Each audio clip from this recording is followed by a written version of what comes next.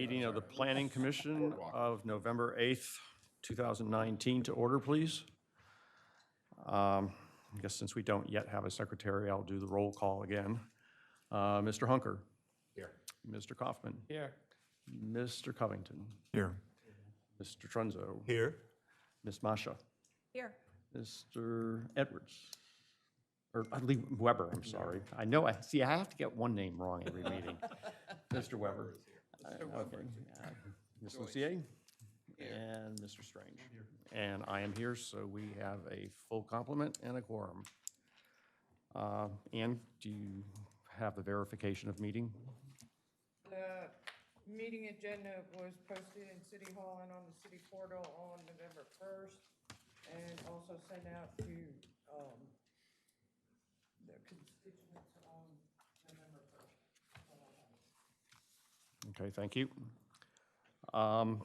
We have the approval of minutes. I think you have those in your packages.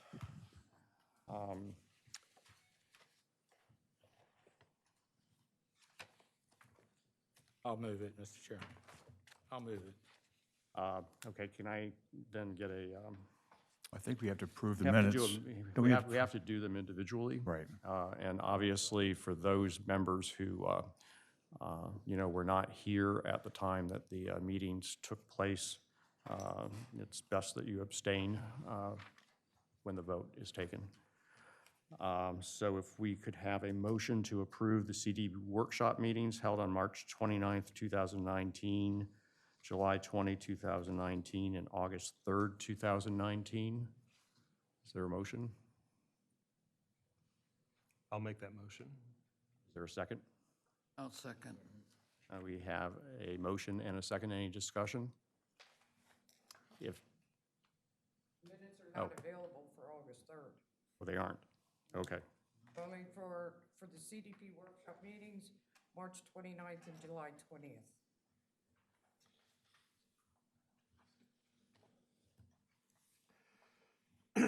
All right, then, I guess the motion will be amended to not consider August 3rd. I'm sorry, could I see if I have it right? That I printed them out. I have March 29th, July 20th, and October 28th minutes for the Planning Commission. 5 sets of minutes. I have March 29th, July 20th, CDP workshop meetings. I have the joint meeting on October 28th, and I have the regular meeting on October 11th, and the special meeting on October 28th. Yes. Okay. I had them out of order, sorry. Yeah. All right, well, let's start over again here. Could you amend, would you consider amending your motion to approve the minutes of the CDP workshop meetings held on March 29th, 2019, and July 20th, 2019? I'll amend my motion to that. Thank you. And what about October 11th? Well, okay, what, October 11th is a regular meeting. yeah, Yeah. so let's do the first two. Joyce, are you willing to second that amended Yes. motion? Okay. All those in favor say aye. Aye. All those opposed? The minutes are approved. Could I have a motion to approve the regular meetings, minutes of the regular meeting held on October 11th, 2019? Joyce and I were absent. Anyone else make a motion? We have a motion and we have a second. All those in favor? Aye. Motion is passed. And could I have a motion to approve the minutes of the special meeting held on October 28th, 2019? I'll move that. Second. We have a motion and a second. All in favor? Aye. Aye. Aye. All opposed? Okay. Ann, do we have any correspondence? Have one more set of minutes. Joint. I thought we just, no. Oh, I'm sorry. 28th was all. One more. We have a motion to approve the minutes of the special meeting held on October 28th, 2019. I'll move that. Second. We have a motion made and a second. All those in favor? Aye. All those opposed? Okay, now we have correspondence. No general correspondence. No general correspondence. Old business, there is none. New business, there is none. Other business. The first matter under other business is the annual election of officers for the 2019-2020 year as required by Planning Commission bylaws. Want to take a moment to explain a little bit the process that we agreed to utilize prior to doing a further amendment of the bylaws of the Planning Commission. Each of the members of the Planning Commission was provided with a nomination form pursuant to which the member could nominate themselves for a position, nominate another member of the Planning Commission for a position, and alternatively could indicate a willingness to serve in a position as an officer in the event that no one else either nominated themselves or were nominated by somebody else. Those nomination forms were submitted to Ann Womack as the recording secretary, and she is the only person who knows, who submitted those forms in terms of who they nominated or who sought a particular office. Ann sent out an email to the members of the Planning Commission on Tuesday of this week and indicated in that email the names of the individuals who were either seeking or were nominated by others for chairman, vice chair, and secretary. The names that were disclosed are only names from the first two categories. The individuals either nominated themselves or they were nominated by someone else. The names of the individuals who indicated in the third category they were willing to serve in a particular office if no one else had an interest still are not disclosed, and Ann has those if they become necessary. I guess since we don't have a secretary, I'd sort of like to have the election of the secretary first, so that that person can hopefully take over the secretarial roles as soon as possible. We have two nominees for secretary of the Planning Commission. The nominees are Lee Weber and Joyce Lucier. Yes, Joyce? I appreciate being nominated, and I would like to withdraw my name from the nomination. Okay. All right, the record will reflect that Joyce Lucier has withdrawn her name from consideration for secretary. That leaves Mr. Weber. Mr. Weber, are you willing to serve? Okay. Can we have a vote?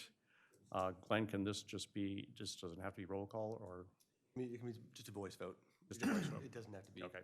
All those in favor of Lee Weber becoming the secretary of the Planning Commission for the 2020-21 term, or 2019-2020 term, say aye. Aye. Aye. Mr. Weber, you are now the secretary. Congratulations. Congratulations. Tough campaign. Do you take shorthand? The next office would be that then in reverse order of vice chair. There are two nominees for vice chair, Ms. Rachel Mancha and Jeffrey Trenzo. So given, I'm sorry. Can I say something? Sure. And again, I'm happy to withdraw and just give Jeff this opportunity to be vice chair. Since you've been here longer, it's fine with me. And I understand you had an interest in it too, so it's fine. Sure. Thank you. I do have an interest, but I wouldn't want anyone to withdraw without regard for their personal interest as well. I'm totally fine. It's Okay. Yeah. Well, then I'm fine with it. I guess let me say at this point that this process that we've utilized, I think, has demonstrated an improvement over the process that has been utilized in the past. And while I don't know who nominated who or who nominated themselves, nor do I know who indicated an interest to serve in any of these officer capacities in the third category. What I do know from Ann is that there was a great deal of interest, and there were a number of individuals who indicated a willingness to serve if no one else was willing to. I think that the participation of this new Planning Commission has been exactly what we hoped it would be, and looking forward to everyone's continuing involvement. So thank you very much. I guess we'll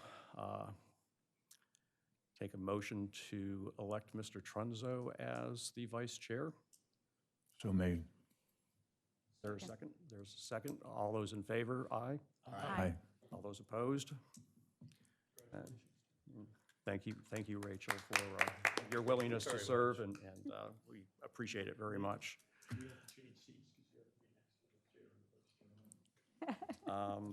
I guess perhaps the secretary will handle the last officer position. I don't think you don't have to change do right it now. next time. I think it's fine. We're probably all right for this. Well, I don't know the details. I mean, you can, Well, all right, well, Happen. I'll handle, Yeah. I guess thank you to my colleagues, but I seem to be the only person nominated to serve as chair. I don't know whether that means I'm the only one nuts enough, or, but I do appreciate, the support. So I guess with that, if someone wants to make a motion. Make a motion. We have a Second it. motion and a second. All those in favor? Aye. I'll abstain. Congratulations. Yeah, thanks. All right, next matter of business is going to be the CDP.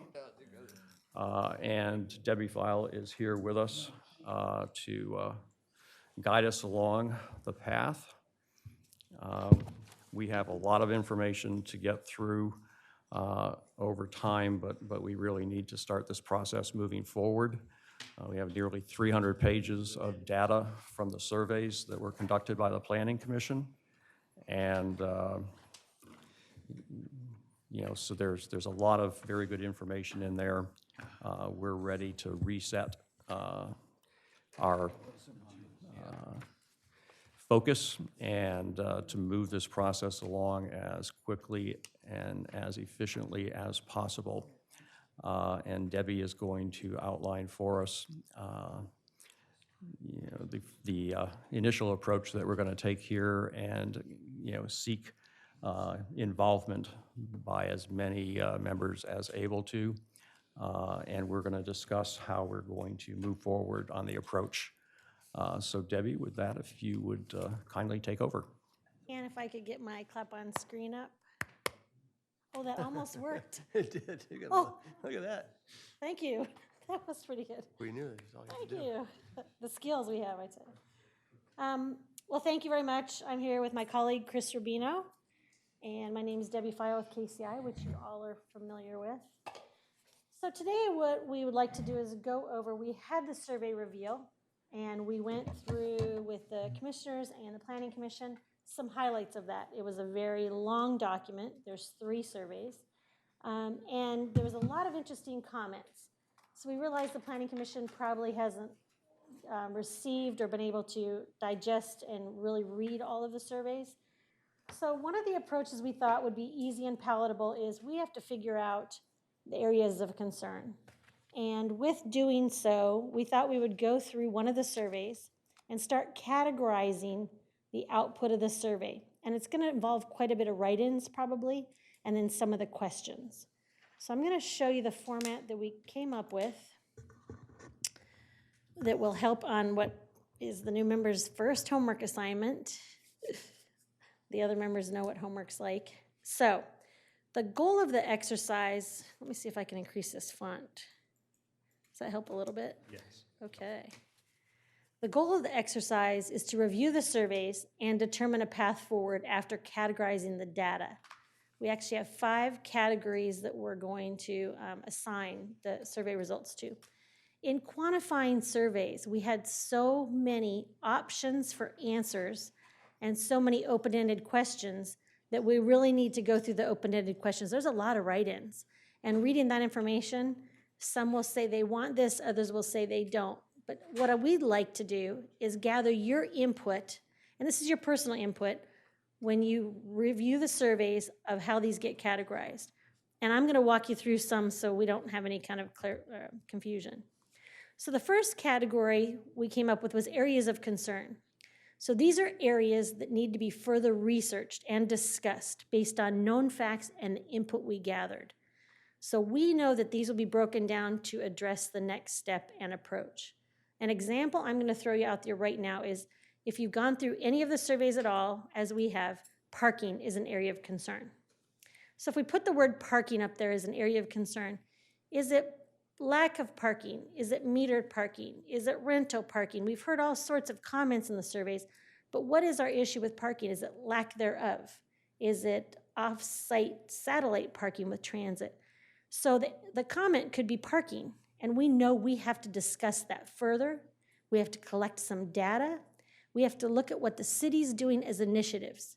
Because while the Planning Commission is going through this process, you have a parking garage committee. There could be a parking study. We have to look at revenues from the parking meters. There's a lot of things to weigh and initiatives that have been done by the city that maybe the Planning Commission wasn't a part of, and it needs to be collected collaboratively and discussed.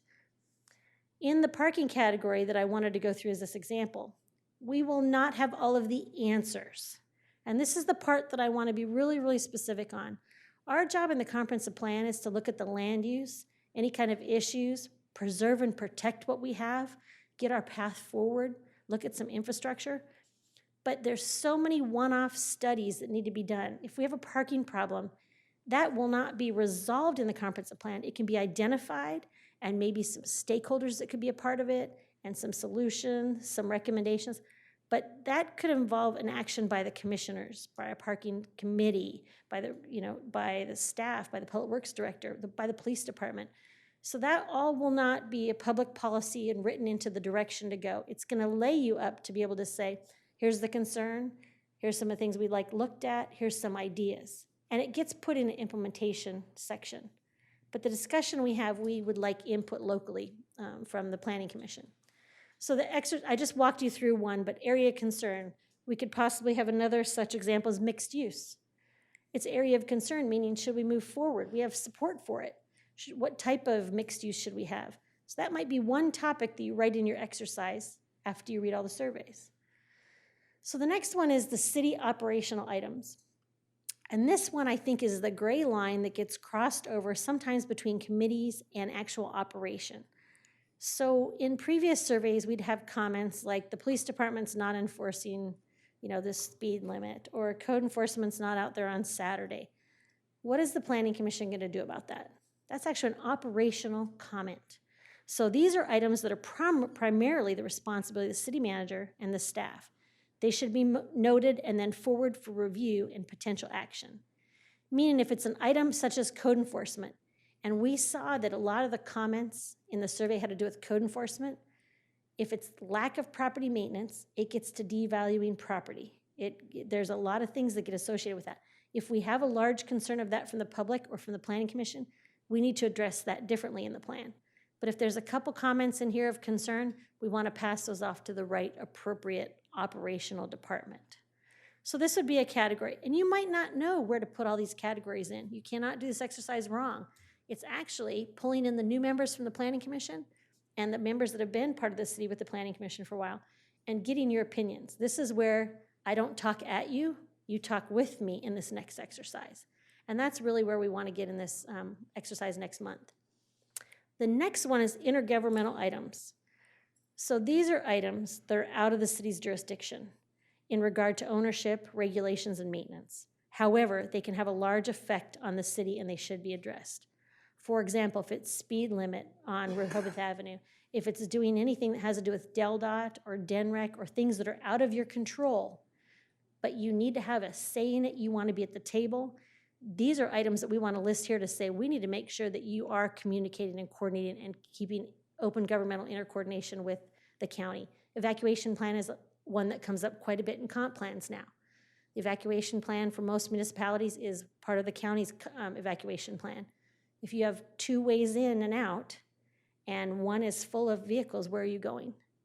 So there's a lot of things you want to look at, and you want to put in concerns to be able to say, should we coordinate that? How can we help? You might not know who owns it. You might not know that it's DENREC regulation or it's DelDOT, and that's fine. If you don't know, just put it on your list, and we'll go ahead and categorize them and help you with that. The next one's public policy. So my favorite line that everybody says is we have to change the codes. Well, do you know how many codes there are? And when you ask me to rewrite your code, that can be a $150,000 process or a $20,000 process. So throughout this entire exercise, throughout this entire project, our responsibility is to note the areas of concern that we have that would be in touch with public policy. We know the codes, we know the sections. If you bring up a regulation such as, we feel that the parking, once we get the parking topic, we feel that the parking regulations are outdated, the definitions are outdated, and they require too many spaces that are unreasonable, well, we know what section of the code we should do a recommendation for you. So we'll pull that out and say, these are public policy recommendations that they be looked at, and they be looked at for the following reasons.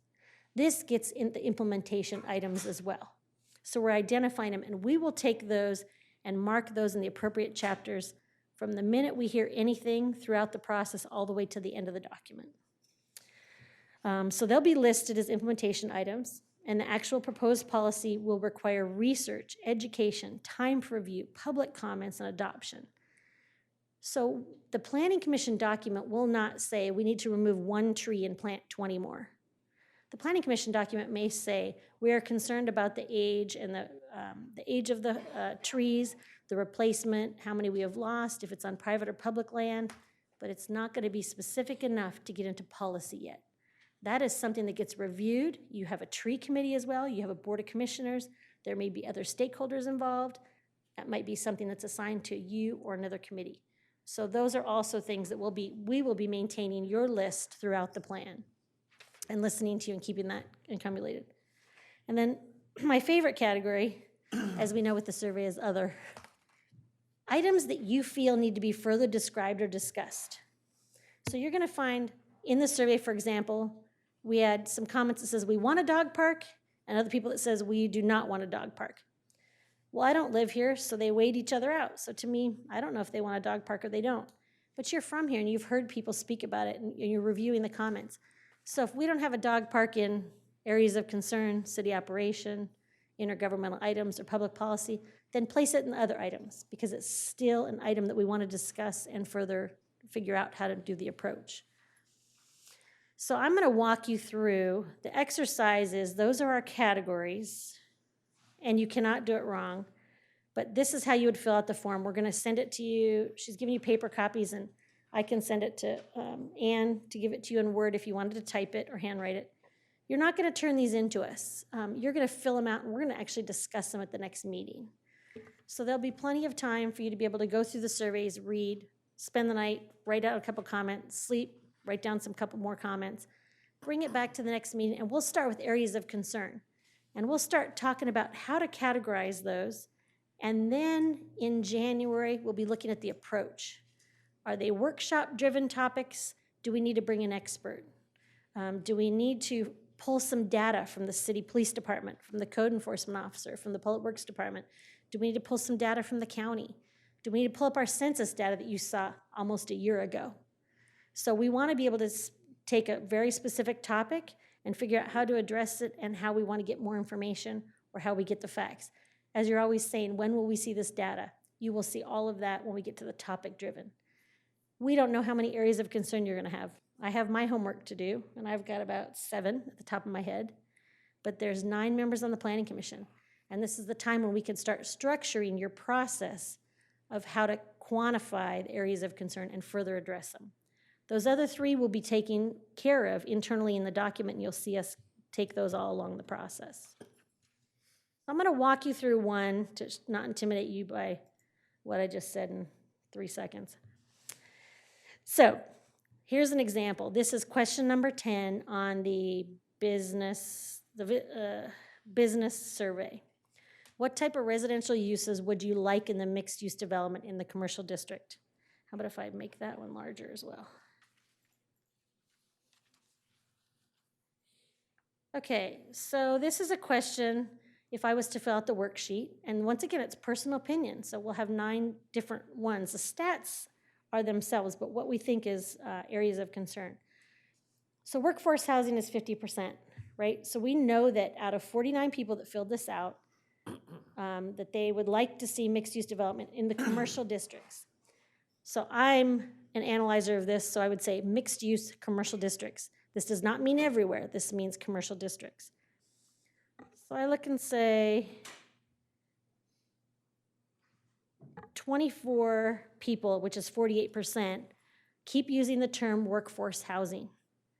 So if we're talking about mixed use in the commercial district, talk about workforce housing, I think the mixed use is an area of concern. It's not negative, it's not positive. It's an area that we need to get more information. We need to find people that are from the workforce housing, people that would actually use workforce housing, that probably bike a mile to work. They're all coming, I see all the time on one. Maybe the workforce is not living in town. So let's get the workforce housing in here. Let's look at the Sussex County Housing Study, which was completed at the end of October. So I'm sure nobody in the Planning Commission has seen that document. So it's my job then to bring the demographics of your housing in. So when we talk about the mixed-use housing, mixed-use development mixed use in the commercial district, I'm going to be able to pull you some statistics of what's happening in or and around you, and then we figure out if we have to have workshops and our approach that we want to take on that. But that's an area of concern. We've had 2 surveys that support it in different capacities. So we don't have to say what the square footage is, what the parking is. We maybe get into the land use component of the pros and cons. If you go up, how high up should we be going? There's a concern of vertical development. There's a concern of lack of parking. There's a concern of, are we putting too many people in a density area? But there's also good to it. Can we have workforce housing? Will it remain workforce housing? Will it, so there's pros and cons. So to me, if I was filling out the survey, I would put down mixed use development in commercial districts as an area of concern. You may put it in as public policy. You may put it as intergovernmental items. That's fine. We're going to talk about all 4 of these categories at the next meeting. So once again, it's in the eye of the beholder, and it's a lot of your background, whether you're a lawyer, a planner, whatever your background is, you'll have different categories. And just a reminder, they can be in more than one category too. So mixed use development can be public policy, because we're eventually going to have to change our zoning code. We're eventually going to have to change our land use. It can be intergovernmental coordination. It can be definitely city operational. Maybe we need to find a feasibility study to find out what it would look like if we took every building and made it 2 or 3 stories. What would that look like? How much of the vertical skylight would be taken away for the neighboring properties? So there's a lot of things to look at when you go through that. There's pros and cons. The city commissioners have an initiative on that as well. There might be other committees you have to pull in. So we're just trying to get out of this question and out of what we read in the comments, no opinion, any all is good, any combination, condo ownership, both short-term and permanent, dress shops, art galleries, specialty foods, mixed use of condo, all the above, short-term, permanent, all of the above.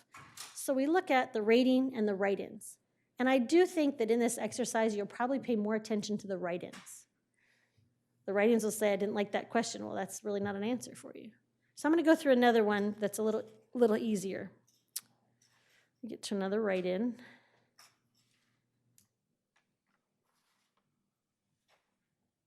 Goodness, sorry. Don't look at the screen yet. I tried to make it the easiest one that you had. Okay, so this question is, which of the following do you think could help improve business? And I'm going to skip down to the chart because it's easier. So what would help business? 86% said a seasonal bus or trolley service. 89% said bike and pedestrian. Bike and pedestrian pass is 84. So we went through this, make a downtown a place where our clients want to linger, make it as pedestrian as possible, wayfinding signs. How many people know that the city just approved proposals for a major great wayfinding sign package? So we bring that back to you to say, there's plans. I can tell you what signs are gonna go where and when they're gonna be installed. So we'll bring that data back to you that the city already has as an initiative that wouldn't go through the Planning Commission, and we'll bring that for this item. Some of the other comments are parking garage. Parking garage is needed. So just out of these ones I've talked about, I would analyze this question personally to say, transit is an area of concern. So that's trolley, bus, whether it's coordinating with DART, doing your own bus service, which the city commissioners are always also looking at that. So we want information from that. I would also, area of concern, as we hear throughout the survey, is your bicycle and pedestrian. We need to figure out what we're doing for initiatives, what are areas that need to be improved. So one of the items I'd put down under areas of concern is ped and bike. So parking garage, parking is another area of concern that we talked about. So these are just one words or one lines. You don't even have to put a full sentence.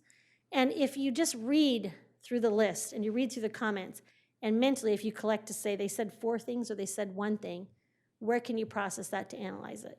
Because like I said, all 9 of you will have a different perspective, as Chris and I would between our reviews as well.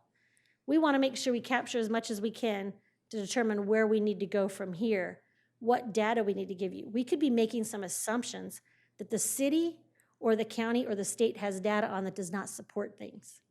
So if we get that topic, we want to, once again, be able to bring all that information to you. So I feel like that was as clear as mud.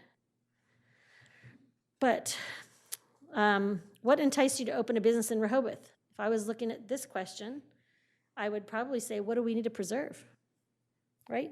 What enticed you to open a business? Lifelong time resident, how do you get lifetime property owners to become a business person? Love this town, close to home, family had a house, independent contractor, real estate, wonderful beach town. We heard a lot about beach and boardwalk in the survey. If you actually read those, it is beach and boardwalk, beach and boardwalk. We got to preserve and protect those. People are coming here for those 2 things predominantly and a lot of other great things. But that's the majority of the people who spoke that way. Local need for an auto repair establishment. We have only 3 at one time currently. Love Rehoboth, own property, fell in love with the city, love this town, need a higher end hotel. Somebody actually said what they purchased in their house. Born and raised, father's footsteps, an employee. So as you go through this, is there anything that you could pull out of this that would help you understand why, the details of why they stayed here?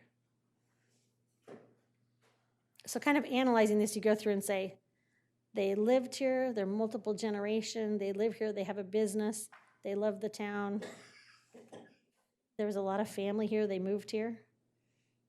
It doesn't get into any kind of details that would help us as to why. The true why you have a business, because it's just what enticed you. It was location, location, location, it appears by the comments. So once again, this is very opinionated. We're going to do our own homework as well, and we'll be part of the collective team. What are the biggest benefits of having your business? Near the beach, near the beach, near the boardwalk. Strong tourism. Tourism's huge. Matter of fact, Dewey Beach, I'm going to say this wrong, Rehoboth Beach and Dewey Beach Chamber of Commerce just revealed not too long ago the value of tourism, and they came up with revenue numbers from 2017. So we have all this data. I showed it Rick today, and you probably haven't seen it, but we have all sorts of data for all these topics when we get there that'll help you kind of figure out what's quantifiable, what's emotional, and what the people are saying, and you as local opinions have as well. So once we get to the topics, I think you'll see a lot of supportive data that'll be very centralized for that topic. And you can't do it wrong, that's the one thing I want to say, but we really want to have dialogue to get these 4 categories to say areas of concern, let's get those organized, let's kind of roll from there. If you feel there's certain things that are not on the survey, this exercise is for the survey, take the time to write another piece of paper of the areas you feel are areas of concern. Because I'm not sure if everybody got a chance to fill out the survey on the Planning Commission, but if you feel they're not covered on here by the time we get through, we still want to have that discussion. all of you have different kinds of concerns, preservation, protection for all several different reasons, personal, professional, et cetera. And that's what we want to get out now. We tried to get that out with the SWAT, but we want to get it out now as soon as possible. And this will help us form our path forward, which we will hopefully have in front of you in January to see if you like the structure and the campaign and the approaches to address some of these comments. Once again, I feel like that was clear as mud.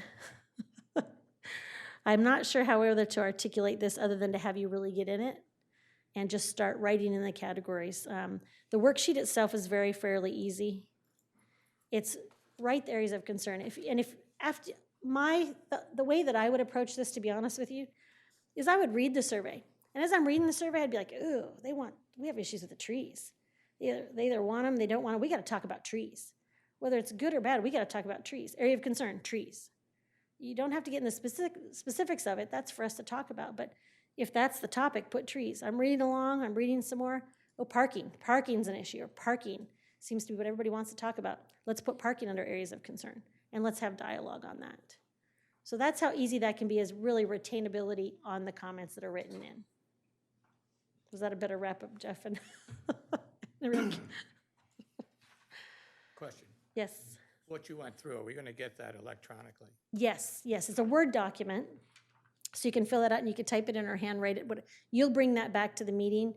What we found in the past is they were facilitated through one person and came back to me, but there wasn't the verbal dialogue. So sometimes what was written down, we're assuming that's what you meant. So we want you to be able to articulate some of the comments and everybody get involved in the dialogue and conversation in December. Yep, so you will have that. I've got it for a flash drive for Ann, and we can get that emailed to you. And all the surveys are online. If you wanted printed copies of each survey, sometimes you might just want to highlight things and go back, sleep a little bit, come back and look at it and highlight it again. I'm sure Ann can be able to supply copies if you need them. But they're all online right now. And if you're not sure where it falls, put it into areas of concern or other. I will help you through that. You don't have to have the knowledge of, is this ordinance driven? If you're just not sure, just put in areas of concern or other and we'll talk it through. Because really, I think we're more for the dialogue than anything at the next meeting. Yeah, I believe our goal here is to get as much participation of the members of the Planning Commission as possible, and not just written documents going back and forth from us individually to Debbie, so that we can have more open dialogue and communication on this and keep our focus on the issues. Jeff, did you want to say anything? Yeah, and Debbie introduced this nicely by explaining that, we do have to map out a progress plan over the next 6 months. We can't tell Debbie 3 days before the meeting, oh, we just decided it'd be great if we discussed this, because we're not going to have a really meaningful discussion and no one's going to be able to prepare. So what we're trying to do as a group is say, we want to do some resource planning. So, we know what the end date is. We want to work backwards. We probably have some larger issues. Like we want to have a discussion of access, vehicle access, parking access, biking access. So, there's a big bucket of stuff that we need to do something with. We may need to bring in, we may need to have a presentation. We may need to have a workshop on some of these things, but we need to deal with them. So if they're big and important and we need more data, we need to figure out how we're going to get the data. Conversely, I think there's many topics in here where, based on the knowledge of everybody here and what we have in the survey and what's been done over the past 6 months, we're ready to start writing because we kind of have everything we need. There's no new data to discover. So I think the next step is kind of, it is kind of activating all our input, getting us actively involved with it and getting that focused on the surveys. We really want to digest the surveys, summarize them, and really know in December or at the latest January what's in here and if there are gaps that we need to fill in. So a good example, and I might just walk them through the bike example, would probably be, so bicycles was a lot of comments. Bicycle safety, there was a lot of comments in all the surveys. So one of the things in bicycle surveys, they've had some fatalities on one, that's not in Rehoboth, but there's a lot of bicycling that takes place. There's a lot of new paths and bike paths that are being formulated. So one of the ideas, just to throw, so we're spitballing, and it's probably a unique word to use, but we were actually talking, and one of the ideas that we'd bring back to you would be, if we want to talk about biking, let's get the biking community together. They bike. I can't talk about biking other than statistics, getting Delaware in here, getting Bike Delaware in here. I can get you the DelDOT in here about standards and how and why they can and can't do certain things with signs or striping or safety. We can have the wayfinding sign presentation so you can see where signs are going to help things out. We can also talk with Bike Delaware about how Delaware ranks safety as a whole, what they're doing, where all the trails are. But the people that bike every day know the areas of concern. They know where they almost get hit. They know where, if our workforce housing is biking a mile away or 2 miles away or further, what can we do to get the workforce housing in here? Where can we get them a safe path to come through? So one idea was not to have a setting in the government building, to have a setting in a community hall or the library, and have some kind of a workshop where people can come in and speak, where we bring in Bike Delaware to do a presentation for about a half an hour. And we obtain information from them. We mark up the maps, because I don't bike, and I'm not sure if everybody does in the committee, but I wouldn't know how safe it is other than reading it in the paper or seeing a friend or hearing about somebody else. So let's find out from the people that do it where their concerns are, where areas of improvement are. Statisticals, let's find out funding that could be able to help certain things. So that's a topic workshop that can be almost a 4-hour open house with about, we bring in, the Bike Delaware executive director to speak. It's just an idea, but that's kind of the idea we'd like to run past you once we get our areas of concern. So we'd like to be able to tackle those areas of concern to say, here's an idea, would you like to consider? Here's an approach, would you like to consider this? Let's get some of the people in that use some of these resources the most, or could participate as a stakeholder and pull some fresh ideas out versus thinking we need to change policies all the time. And let's also hear all the initiatives the city has done. For sometimes, some of the people don't even know everything that's been done for bike safety in the city. There's a lot of things that have been done. Let's educate the public on what the city is doing and some of the initiatives being taken. That's a great opportunity to do that. So that was just one topic of, we were kind of just talking about some ideas, and we want to run those past you, see what you think, get those organized, get those on flyers, and make sure that when we bring somebody in to speak, it's just not to come and speak and educate us, it's to pull people in to have dialogue as well. And to get the output, we need to take the step forward. We called them old school shreds back in the day. They usually don't use that word as much anymore, right? Right. Mike knows that pretty well, I'm sure. So that was one thought. Like I said, we have a lot of statistics that we want to bring up when we get to areas of concern. And I'll probably email you as we get it a little bit more together, but we have everything the city's done with initiatives we track. The end of the month, we looked at the wayfinding signs. They've got several other projects going on. The tree study report. We look at all of these things and collect it together and make sure it's in your comprehensive plan.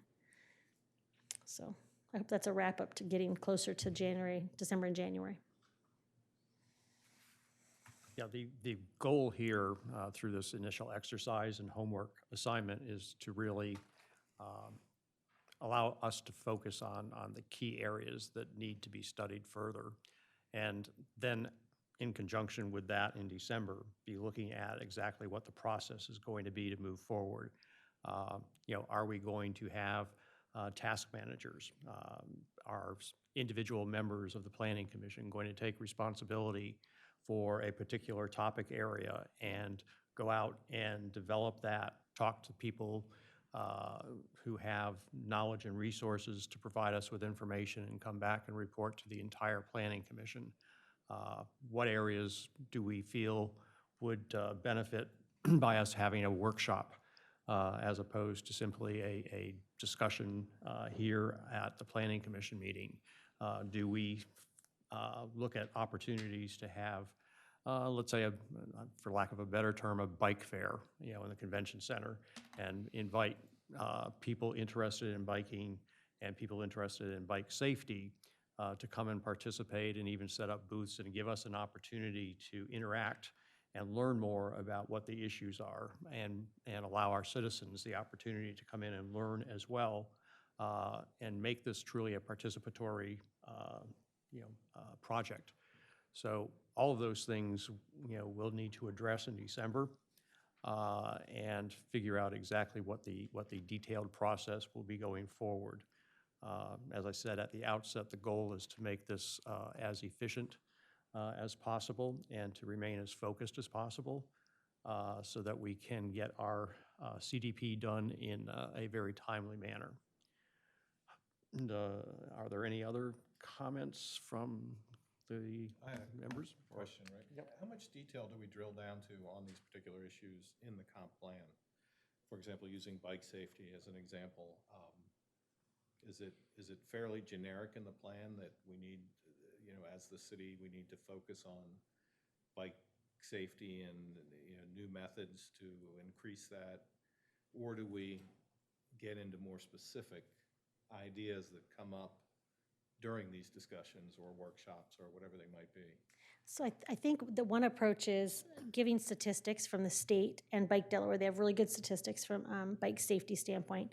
Talking to the police department to see if we have any statistics locally, getting feedback from the local bicycle community, and having them take a map and actually identifying areas of concern. That also helps for a couple reasons. Number one, I'm always about funding.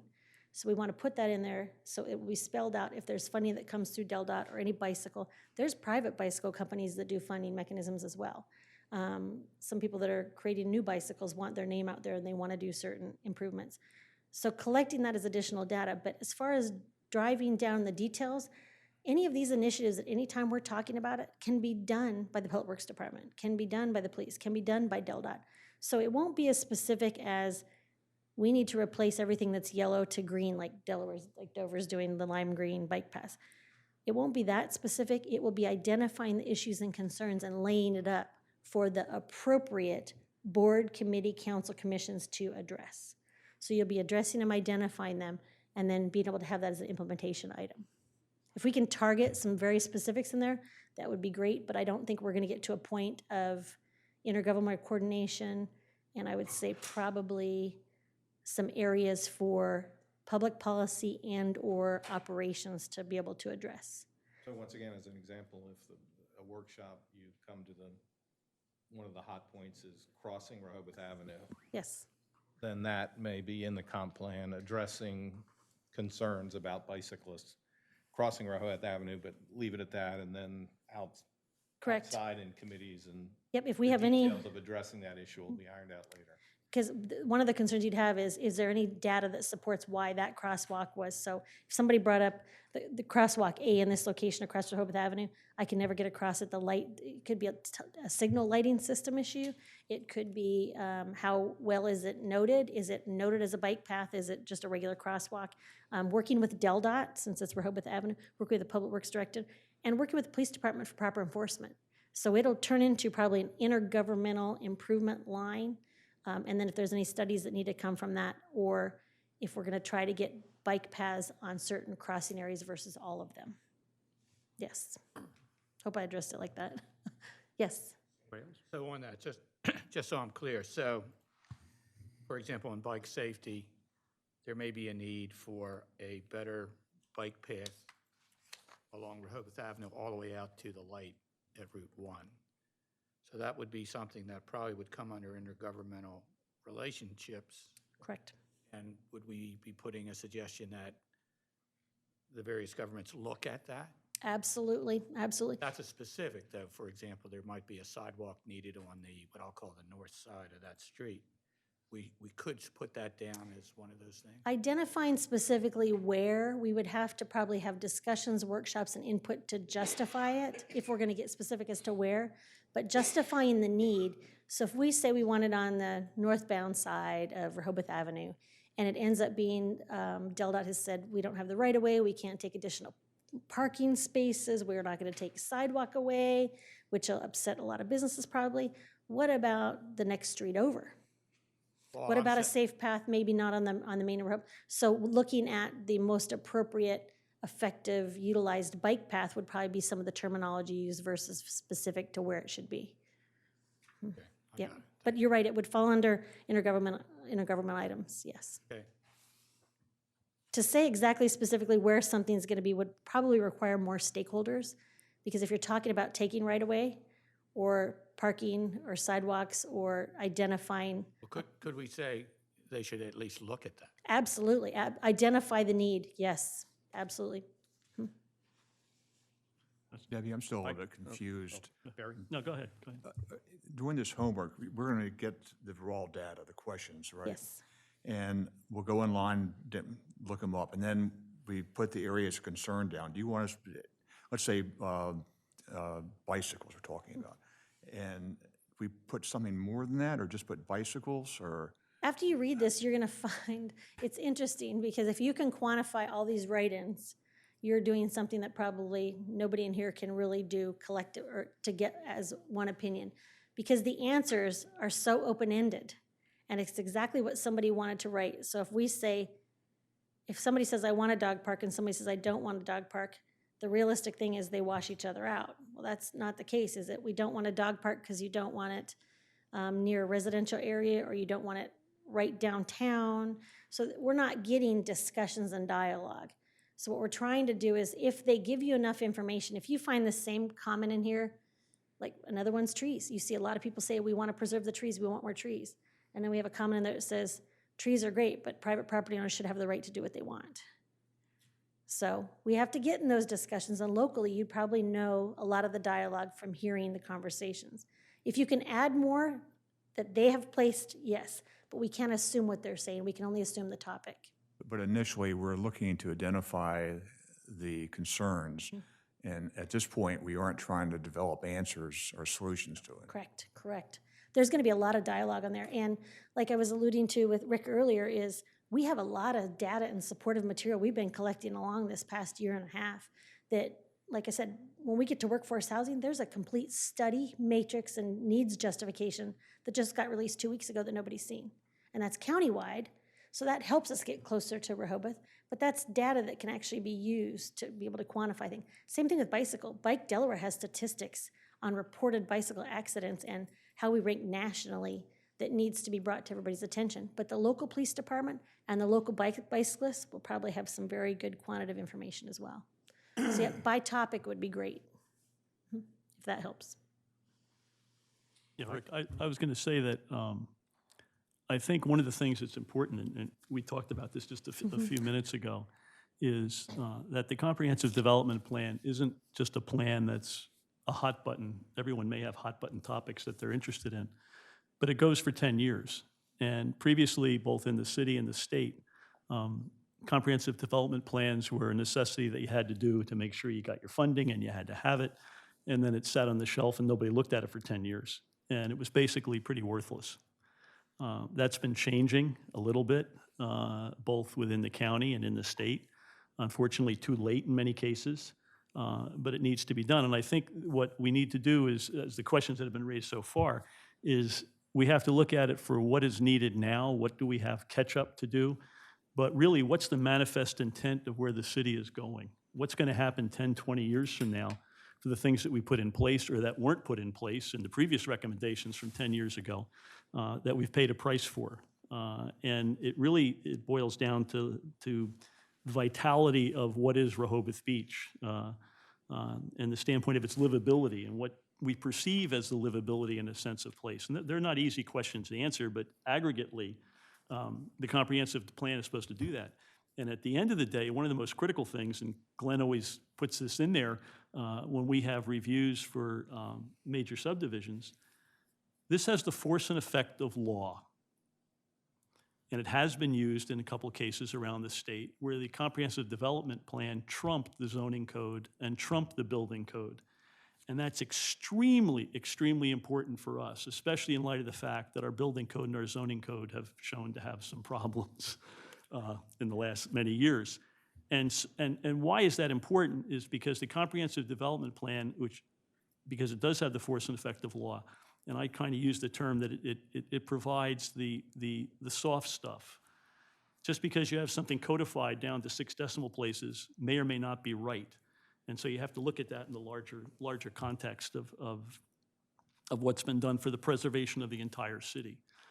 So from that standpoint, I think it's extremely important to keep that perspective as we move along, that ultimately this document is going to be approved by the commissioners and the mayor and will become something that has the force and effect of law and can be integrated and make part and parcel of your building and zoning code, which hasn't been done in the past here.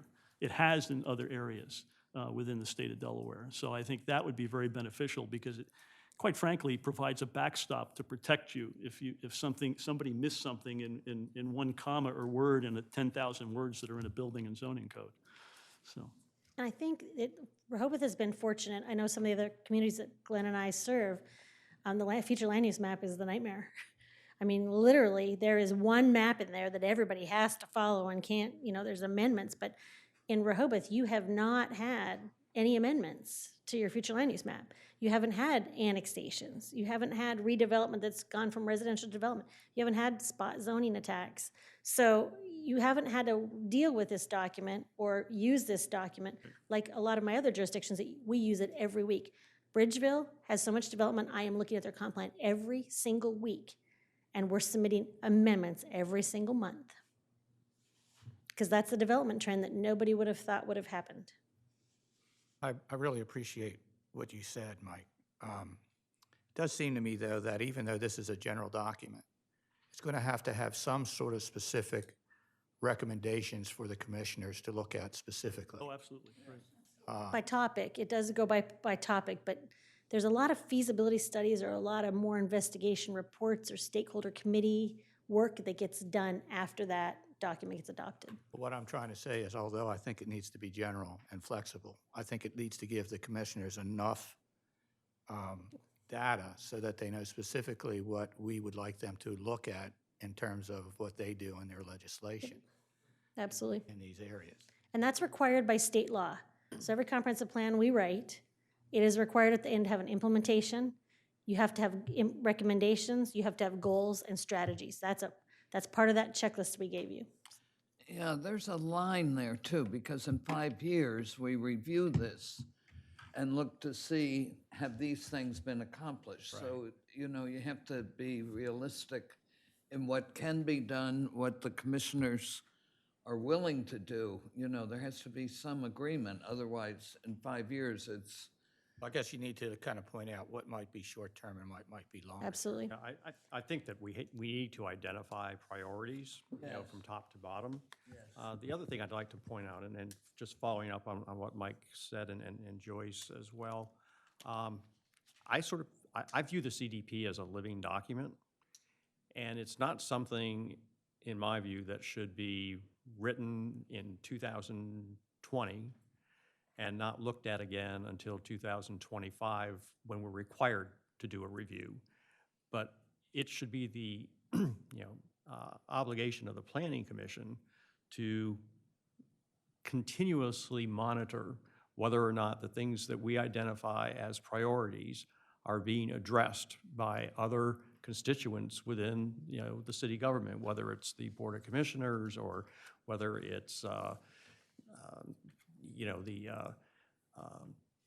city manager or anyone else or the Public Works Department or whatever. It's up to us to monitor whether or not things are being addressed and whether or not anything that we have indicated as matters to be improved or whatever, that they have been looked at and that something's being done about them.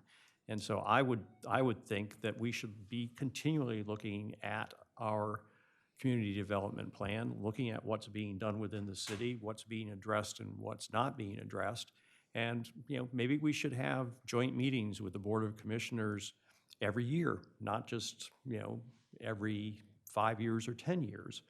And I think that kind of dialogue together will do the most for the city and will keep us on top of what our responsibilities are as a planning commission. So I would hope that, again, as I said, that this is a living document and not something to be put on the shelf and forgotten about until we're required by state law to look at it and review it. in our standard format for our comprehensive plans, the last chapter is the implementation matrix. And you can determine when we have our dialogue if you want to prioritize things low, medium, or high. We've learned a little bit in doing this for the past 20 years. When you put something low and funding becomes available and somebody else has it as high, you get passed. So we will use some words to help you that will get you in there if funding comes available. It's really, everything's going to take money. All of your implementation items are going to take time or money. And everybody that's been here for a while knows. If you've ever heard that term, you're doing a lot of everything and nothing. Sometimes you can tackle on so much that you get nothing done. And the commissioners have a different track that they have to follow. The tree committee has a track they have to follow. The environmental committee will have a track they have to follow. The public works department, all the departments have budgets and tracks they have to follow. So this matrix, the state really gave us nice kudos on our formatting because the planning commission directors now, the planning commission chair, every year by July, you're required to turn in a report on your comprehensive plan. The state wants to make sure you're doing something on it. And sometimes you do one thing. Sometimes you can do 15 things. Sometimes it's nothing other than handling development applications because you're busy. So when you turn this into the state takes that data and rolls it into an annual report to the governor. And that just came out. So if you're not standing up with pride on the things that you've done, whether it's 52 development reviews, a new hotel, a new wayfinding sign, if you're not putting that stuff in there and it's getting to the governor's also looking at budget to say, what does my municipalities need? And we want to be able to say, we need money for these additional things to do. Office of State Planning used to have livable Delaware money. They don't anymore. They haven't had it since the Minter administration. It was $25,000, easiest to get every year for a project. That's been gone for a long time, and there is no funding out there other than downtown development. So that's a great annual report. And as Rick alluded to, you take that annual report, you have an organizational planning commission to say, let's go through our document. What do we want to tackle next year? What can another committee tackle and help work with us? Environmental committee, maybe it's something about sea level rise. Bring it to the commissioners before the budget timeframe to say, we'd like this amount of money to be able to do this type of project and see if you can get in part of the budget process. Because if you talk to them in July, sometimes the answer won't be the same as if you talk to them in November. So make sure you're in that process. Make sure you're doing the roles that you volunteered and stepped up to do. And we're going to give you the tool to be able to do it. It's going to be a to-do list. And it's nice and clean based on your input. Debbie, do property owners get involved in the process as it relates to, say you own a property that's has redevelopment potential, and you want that to be focused on in the comp plan, in the CDP, that it go from residential to commercial or vice versa, or to higher density residential, or because that's important to remember that property owners do look to the comprehensive plan when we don't have a lot of properties in Rehoboth that are sizable redevelopment properties, but we've seen some come forward, and we've seen owners reference the comprehensive plan saying that comprehensive plan encourages redevelopment of this block, and my property's in this block, and that's why I'm here with the redevelopment plan. And going back to your force of law, they say, therefore, I'm thinking that this should be approved because it's been highlighted in the comprehensive plan as a redevelopment site. Yep. And so do property owners get involved in the comprehensive development plan process to encourage the redevelopment of an area where their property might be located, or so there's there's a couple of approaches. There is future land use changes and recommendations that come from planning commission or council or commissions, meaning maybe you're cleaning up some non-conforming projects, or you're making projects what's there now, you're making them whole to match the zoning. Sometimes that's driven by the municipality, but the people that want to change their future land use, and they want to come in front of you, there's two parts you can do it. You can do it any time throughout the year. You come in front of the Planning Commission for consideration. If the Planning Commission wants to consider it, it's conducive with other areas, and it isn't a major change for the wording of your plan, there can be an amendment sent to the state at any time through the public process. So that's an amendment to your comprehensive plan that would allow the zoning change. It's very rare it's not going to happen on spot zoning. The state will kick you back every single time.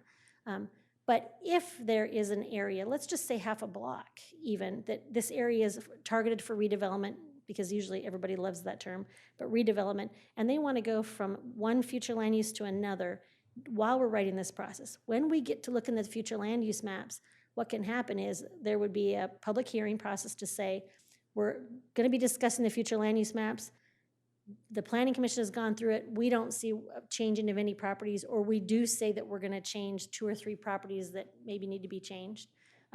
Now's the time if you'd like to come and have us consider your future land use change as part of this process. And they wouldn't necessarily have to monetarily pay for that process because it's part of your bigger picture. But we would carefully look at that piece of property to make sure it's not opening up the door to have somebody get a higher density next to a residential, or it would have to be conducive to the neighborhood. But that's an approach where we can put out a public workshop to be able to say, we're gonna have a meeting if anybody's interested in future land use change. If they are, they can turn them in at any time. So this doesn't start the process. They can turn it in tomorrow because we're gonna be another 9 months to a year. They can do it the day after your comprehensive plan's been adopted. I've seen that too. The day after, and we're redoing all the maps. It's just the timing on the development, but at any time they can come in and it could be considered. Yes. To me, this is analogous to this is our master plan. So we don't have individual like neighborhood master plans like a lot of jurisdictions do. This is our master plan. Yep. So it just seems to me that while we're in this process, to the extent that we can avoid future amendments right after we adopt it, we should consider proposals not for specific properties, but for areas in terms of potential change. It just seems to me that you don't want to adopt something and then all of a sudden have a whole bunch of amendments come in right after that, if we can avoid it. Oh, it's usually, and what happens is it's just timing of adoptions. So by the time your draft goes into the state, it's 4 to 5 months before you go through adoption. Somebody could come in any time in that process with one piece of property. Before it's adopted. Right. And what that one change to the map does sometimes is it changes all your percentages and all your tables in the land use section. So the land use section gets rewritten, the map, the future land use map. But if it's developer driven, unless you're going into a moratorium, if it's developer driven, they have the right to come in and put an application for a comp plan amendment at any time to the Planning Commission. You just never know the timing of when that happens. It's always driven by development usually. Well, we know, for example, right now there are a number of proposals for increased commercial development in the form of hotels. So there may be an area either on Rehoboth Avenue or on the border or somewhere where part of the comprehensive development plan, you might put something in that says this area may be subject to redevelopment in the future. It's difficult when you only have one master plan and that has a life of 10 years. Even though we can change it at 52 any municipalities time. go through that 52 municipalities go through that in Delaware. It just seems to me that as much as we can anticipate both short-term and long-term, what the trends and pressures are, and to the extent that the city wants to deal with those, that we ought to try to include it in our thinking. And it will be. When we get to the future land use map and we get to the future land use component, after we do these open houses and we look at the land and we look at the areas of concern, that is a component. That the mapping usually gets as we quantify most of the chapters and we get through the housing, get through the how many future land use categories do you have? How many housing stocks do you have? Are you tilted more with multifamily than you are single family? So when you get those datas and we get to those topics, by having the data, you may say, we have enough multifamily, we have enough motels, we have enough, and you start looking at land use. But I can also tell you that because there's a hotel demand, that does not mean it has anything to do with your future land use if their zoning allows it now. I'm just saying, I just use that as an example of the type of Oh, yeah, absolutely. pressure that's on the city in terms of redevelopment, that's all. Yep. Well, in the city, the one thing is there's not many zoning categories. Correct. That's helpful, actually. There's really no multifamily categories. Right, I that's mean, obvious. it's really just single family Commercial. with 5,000 feet per lot, whether it be, or per unit, whether it be a multifamily unit or a single family or a townhouse. And then there's, the densest thing is a hotel. I mean, other than that, That's there's something not we- really much to rezone your property to, because there's not that many categories that are radically Well, different. that may be one yeah. of the main issues, should we have some other categories? Yeah, maybe. And that is something to talk about on future land use, is multiple categories. I can tell you, and Glenn could probably test, the more categories you have, the more cumbersome it gets, the more zoning classifications, the more you're getting very specific on who has what property rights, especially residential, who can do two homes, Like three homes. You know, in the commercial zone, you can do mixed use now, but it's only Right. one residential unit. So you could do a retail with one unit above it by right now, but that's it. I mean, that's about the maximum flexibility the code has right now. So it might not be a future land use change in the comprehensive plan, it may be a zoning change, as long as it complements the comprehensive plan. Right. Yep. May I ask a question? Yes. I understand the exercise and what we're going to go through, so I Glad. kind of relate this more to the business world. And so when I've gone through similar exercises like this from a strategic planning perspective, and you have your short-term, your midterm, and your long-term initiatives, before you actually get into that, you almost have an alignment discussion, right? So that we're not all over the map. Yep. And so when we come back together and we've kind of gone through this kind of an exercise, we can kind of prioritize kind of those key areas. Absolutely. So it feels like we need to do that unless it's been done. I feel like as a new commissioner, I need to be, or not commissioner, planning commission member, I need to be briefed. So can you just comment on what that Absolutely. process looks like? So I think this is the most I've had a planning commission discuss, I think everybody spoke, since I've been with the city of Rehoboth. So to have the dialogue with the Rehoboth Beach commissioners is so important in the process. So we've hit a big milestone, I feel now, where everybody's contributing. What we need to do is be able to stay on topic. So we have everybody talking about everything, and we're really not focused, and we're really not getting topic-driven and talking about specific things such as parking or housing. Right. We talk about housing, we're going to talk about multifamily, single-family, McMansions, cottages. We're going to get into all that discussion.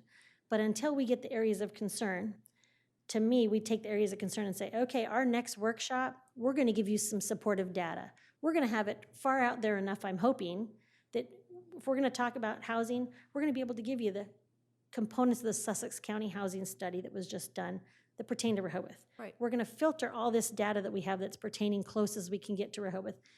Have you been able to look at that and see some statistics and come back and talk? We're going to look at your inventory of your housing stock and say, do you know how many homes are over that are older than 1800, the era of 1800? Do you know how many are single family? Do you know how many new homes we have? Do you know how many homes maybe over 10,000 square or 5,000 square feet are there?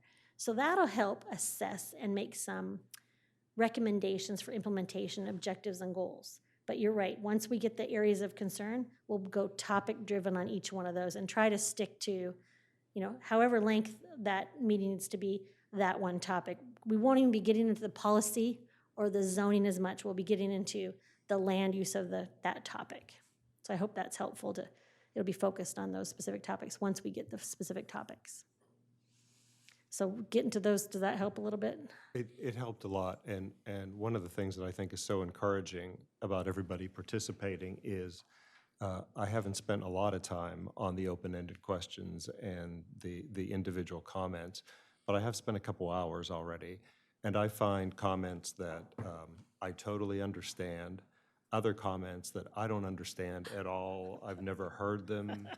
I don't know what, They're from the left field, right? I don't know What what were the they thinking? context is. Wrong I town. flagged Where a bunch did of they those go? myself. Yeah, I mean, I'll be very frank. I read comments that I thought were I don't have anything nice to say about them. They were not.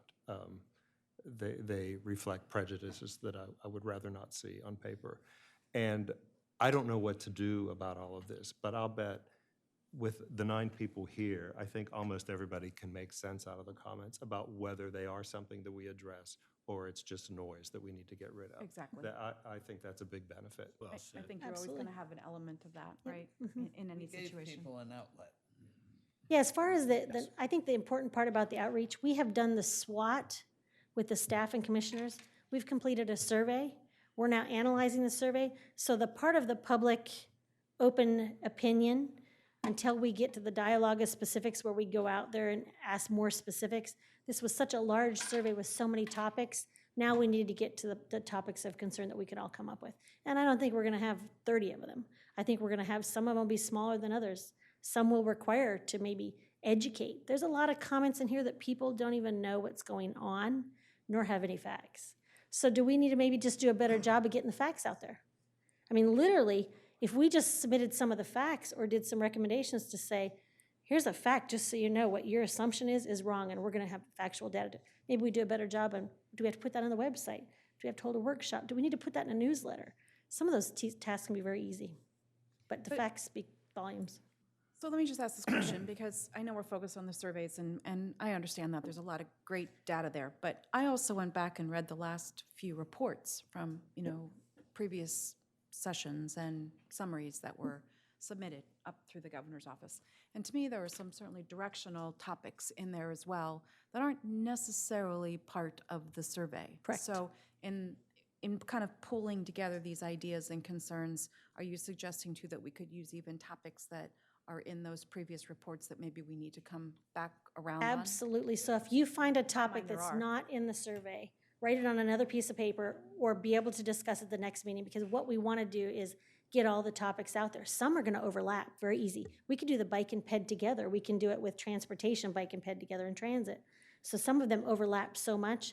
And I know some of the 2015 report was not in the format that state planning requires, which is what have you done specifically on every single thing in your comp plan? Because the last comp plan did not have a lot of implementation action items. That had a lot of strategy and a lot of visionary, which is great because it'll carry over. But there wasn't a quantifier for us to be able to come and say, did you do that task? Did you not do that? Do you need money for it? So we're taking all the data from previously, and we're gonna have a list too of stuff that we think should be discussed. Yep, okay. On areas that you might not think are even coming up. And Debbie, am I right that not every topic in the report is reflected in the survey because the plan has certain required elements that are grinding out the census data and things like that. We may make comments on them, but it's not template, but it's data that comes from something other than a survey. Correct. So for example, housing, we have to come up with a policy on housing, and we have to come up with the affordable workforce housing policy. We have to put the goals and recommendations on housing specifically. And we have lessons learned on other communities that have done, the enforcement law. So there's a lot of things when we get to the housing, we're gonna say, here's some standard recommendations that we have that all the towns are saying the same thing. We all offer affordable housing. It's derived by the housing market. And then we'll have some specific recommendations. So we'll have dialogue on that specific, and you're not gonna find that in a survey. It's gonna say workforce housing, but you won't know, are the houses affordable or not until we get to the demographics. Yep. So any topics that you can have. I just wanna make sure the survey ones come out separately so I can quantify those to say, this is our result of our homework together as a survey, and this is our observation as a planning commissioner and doing our own homework that we have. And then we'll collect those two and start brainstorming on approach. I just need those by the December meeting so we can sit down and come up with a campaign approach to say, what do you think about this? Do you guys like the bicycle idea? Do you like the idea about housing? And we bring in presenters for that. So, yep, anything you can, if you're reading it, bring it. I have plenty of documents you can read. That's great. It's really good. Just the dialogue and the open, be able to talk is very refreshing. Well, I think it's very important. And, we have a lot of resources within the city, and we, hopefully we'll get to the point once we get into the topics that are identified in December of thinking about how to better utilize those resources that are already available within the city, including, perhaps some discussion about how involved, members of the Planning Commission should be in some of those commissions and committees that exist within the city. Maybe it'll be a recommendation that we have a representative or multiple representatives from the Planning Commission as part of, those other committees so that we have the ability to understand and know what they're doing and provide feedback to the Planning Commission as a whole, and also, to, afford those committees, with the knowledge that we have from a Planning Commission standpoint. And we're going to be discussing this in a little while, the parking garage task force, for example. I was the representative, still am, a representative on the parking garage task force for the Planning Commission. We had some discussion, and I brought up the fact that the parking garage task force that I felt that the Planning Commission should have greater involvement, that sometimes things get ahead of the Planning Commission. And the mayor agreed, and the Board of Commissioners agreed, and they've asked, that we appoint 2 additional members to the Parking Garage Task Force. I don't see why, for example, we might not see that as a viable path forward in working with other committees and commissions. And that will be a way for the Planning Commission to monitor whether or not things are being addressed that we have identified in our CDP. So That's a great lead into the tree.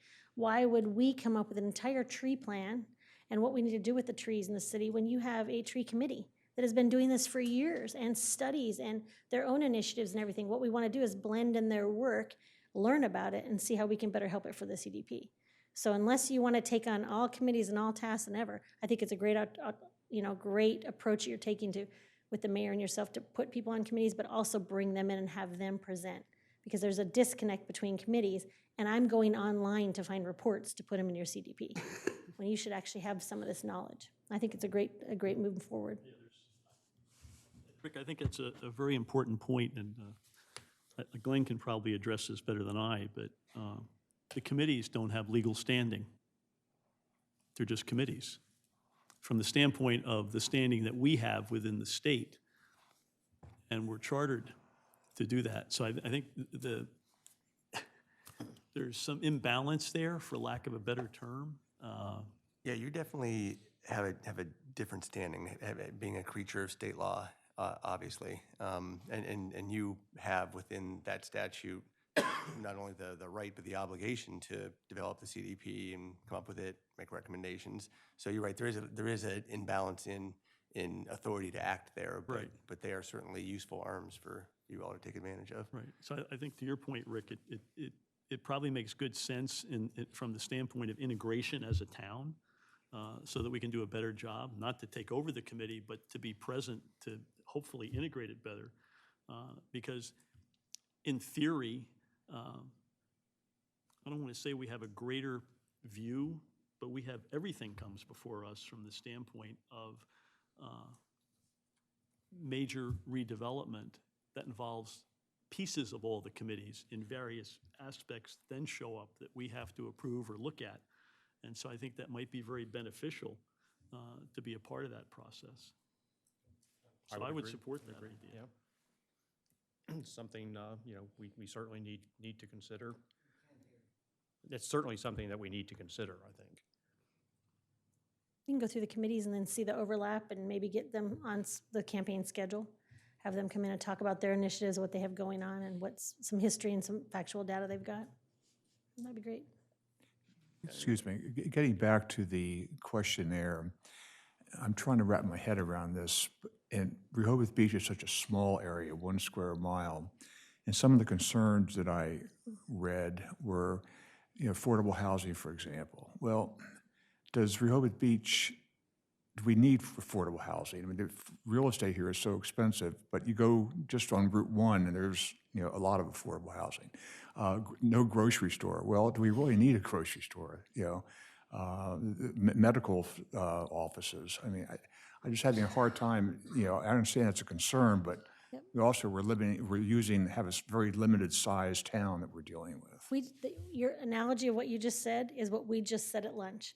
I said, if anybody's gonna do a grocery store, they're gonna level a block, because it's gonna be a chain and it's gonna be larger unless somebody local is gonna do a smaller grocery store, which you have a couple smaller, I would say, grocery stores. But that's typically what's gonna happen is you're gonna need larger space. Then you're gonna need parking. They're gonna need stormwater management under today's regulations. So somebody's gonna have to come and level quite a bit of an area to have that happen. So I agree with the thought, but your personal perception of that survey is exactly what we're looking for in the exercise. It can't be wrong. It's what you've obtained from that survey. But a lot of people don't know the components. They're saying, and the workforce housing is another good example. There are mechanisms. Affordable housing, workforce housing is the new buzzword for affordable housing. Affordable housing got the black cloud over it a little bit. Now we're to workforce housing. And workforce housing has driven the state to come down on the counties, for the counties to come up with a plan. And it hasn't trickled down to municipalities other than state housing to say, you should do this. The county's program is to say, we will offer some benefits and assistance. So hypothetically, if you were to come up with, and you really wanted workforce housing and mixed-use commercial, there is rental caps that could take place only if they're part of a workforce housing program. And I'm not going to use the word subsidized, but incentivized. So you could come in with incentives to say, if you do workforce housing, we can reduce impact fees, we can do incentives, and here's the cap of the rate, and it's got to be monitored. It's only if you give incentives, legally probably, can you control things about rent. So you can see a move towards that way if workforce housing is really there. The question is, how much workforce housing needs to be done? How many people are employed here year-round that don't live here? Are more people here in the season, which we apparently know? We have more work employees in the season that are probably traveling further. So there's some recommendations, inputs, implementations we can talk about if that's a hot topic. But realistically, it's the value of the property. It's the worth of the property and the value of the market. And that's driven by others outside of this building. So unless somebody wants to come in and maybe redo tear down a building that probably is having building code issues because it's so old, and maybe they want to do a facelift and redo the building, in order for them to be able to do a mixed use, maybe they do need that rental unit on top to be able to subsidize some of the costs they're going to have to bore on the bottom. So they might want to get into a workforce incentive program. And that's something the city can look at doing, or through a county program or the state. Can I jump in? I wanted to just clarify what you were saying, so make sure I'm thinking the same thing. A lot of the issues that we will read in these comments are not going to rise to the areas of concern that we will spend time on. Correct. Right? I get the nods Correct. from everyone. I think when, again, affordable housing, as someone who employs a lot of people here, and who almost no one lives within the 1 Right. mile Exactly. boundary. There was a long time, and I don't know if it grew from the Planning Commission or grew from the commissioners itself, but there was a time when there was a lot of people in a very small place, or maybe like 10 or 11 people. We used to do a lot of importing, Yes. programs and so on. I think that becomes less of an affordability issue or a workforce housing issue, because it will bump up against the things that everybody tried to stop, which of getting a lot of people in a house, right? Getting Absolutely. a house that can have 7 bedrooms and still have a pool, right? Or so, Right. so it's that kind of piece. I just wanted to make sure because I read through a lot of those, and again, as someone we've all been here 20 plus years and doing different things and working in here, there are so many of those comments that are very, oh yeah, sure. But Right. that issue is definitely going to be greeted by Route 1 or a grocery store. I mean, you have 4 grocery stores within 2 lights of each other. You just can't, I mean, getting a parking garage versus getting parking for a Safeway would be, those kind of things. So I just want, it's good that everybody nodded there, because I think we have to boil that down to, Absolutely. we may not have a workforce issue housing piece, but it is the people that fill out the survey. I do feel for a lot of people who have to then drive home to, Potnetz or to Millsboro or something, and that leave work. But it is this 1 square mile. It's just it's hard to get paint on the road for bikes, let alone thinking about housing units. And Where are we one- going to one put of- the baseball stadium? Can I? And one approach on that could be, let's talk about workforce shuttle, workforce housing, or workforce transit. So, okay, if we're charging $2,000 a month rent for a 1-bedroom studio, or let's just say a studio where your bedroom's in your kitchen and everything, it's an open area, it's a small studio, small square footage, and we're charging $2,000, more than one person that's a waitress, a bartender, a greeter in the service industry is gonna have to be in there to fulfill that.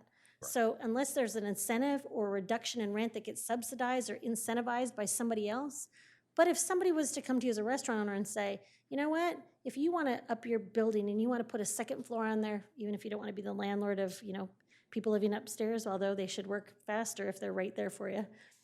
So let's just say you have 2 people that live upstairs, and the state comes in and says, or the county comes in, or maybe even the town, depending, incentivizes to say, you know what, and it's an enforcement nightmare. But if we're gonna cap your rent to subsidize your costs, but we're gonna give you money to be able to do improvements to your restaurant and have a loft space up, there's areas that can be worked, but it's gotta usually be monetary and monitored. And those are two difficult things, but how do we get the workforce here? Do we work better with DART? Do we work better on schedules? Do we work better on transit? There's something in the Gazette today. Lewis has done something. Yeah, right. I don't, and I'm not sure where it is, but they have. That's the Shell Brothers. They project. just- So Shell Brothers. What have they done? Shell Brothers came to the city with a proposal to do basically high-density apartments in a parcel of land just as you go into the city. This parcel of land goes all the way from Savannah through to Kings Savannah. Highway. And the city didn't respond favorably to a high-density apartment complex project. So Preston Shell redeveloped his program into a what he's calling a large house concept. So they look like very large homes, but they actually have like 6 living units in each of these homes, and it might even be more than 6. But they're working with the Diamond State. I get the name wrong every time, but there's a group within the state that works to provide housing and workforce housing right now is something they're very interested in. So this project, there's actually a set of declarations and legal documents that require Shell Brothers to sell a certain number of the units to this group at Shell Brothers cost. And Shell has been very open about their books and their numbers and so he does that for them. And then there's a few that he's reserving for the Shell Brothers, the corporation, to try to sell at a lower cost. And then there are some market units that'll be sold at market. There's not as if one of the buildings is the at-cost units and the other. So they're all kind of sprinkled in, so nobody knows who's living there at a subsidized rate and who's not. And it's kind of a neat project. It's the first one that I've been through, but watching them put the documents together and see how it actually works is it's really kind of interesting. I mean, there's a whole designated set of provisions that are, who can live here?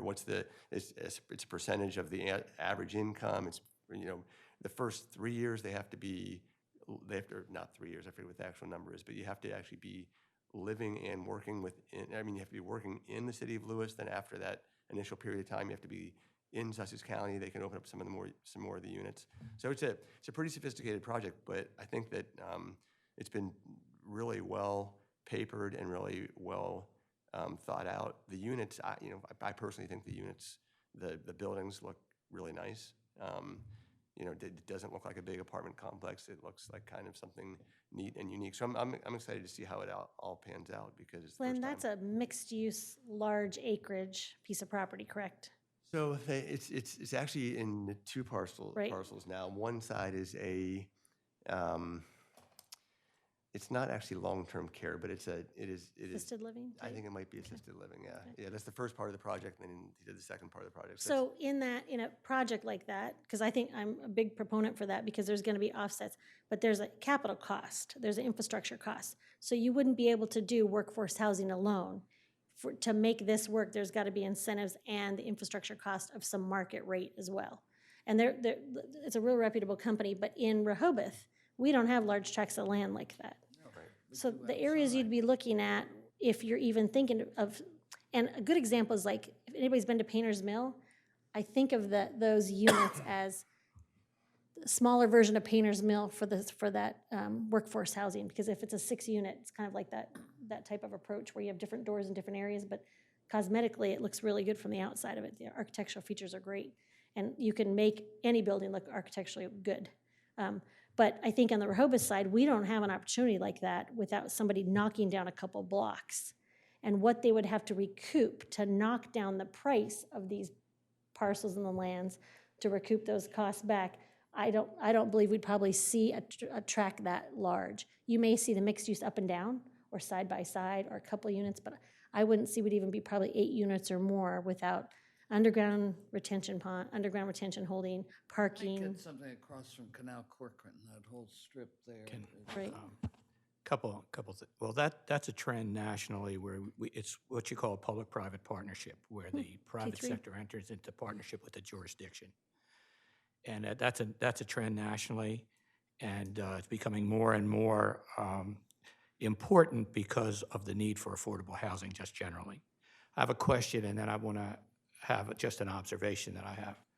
Do we, and this is mostly for Glenn, do we have rights of annexation to enlarge the city boundaries? Absolutely.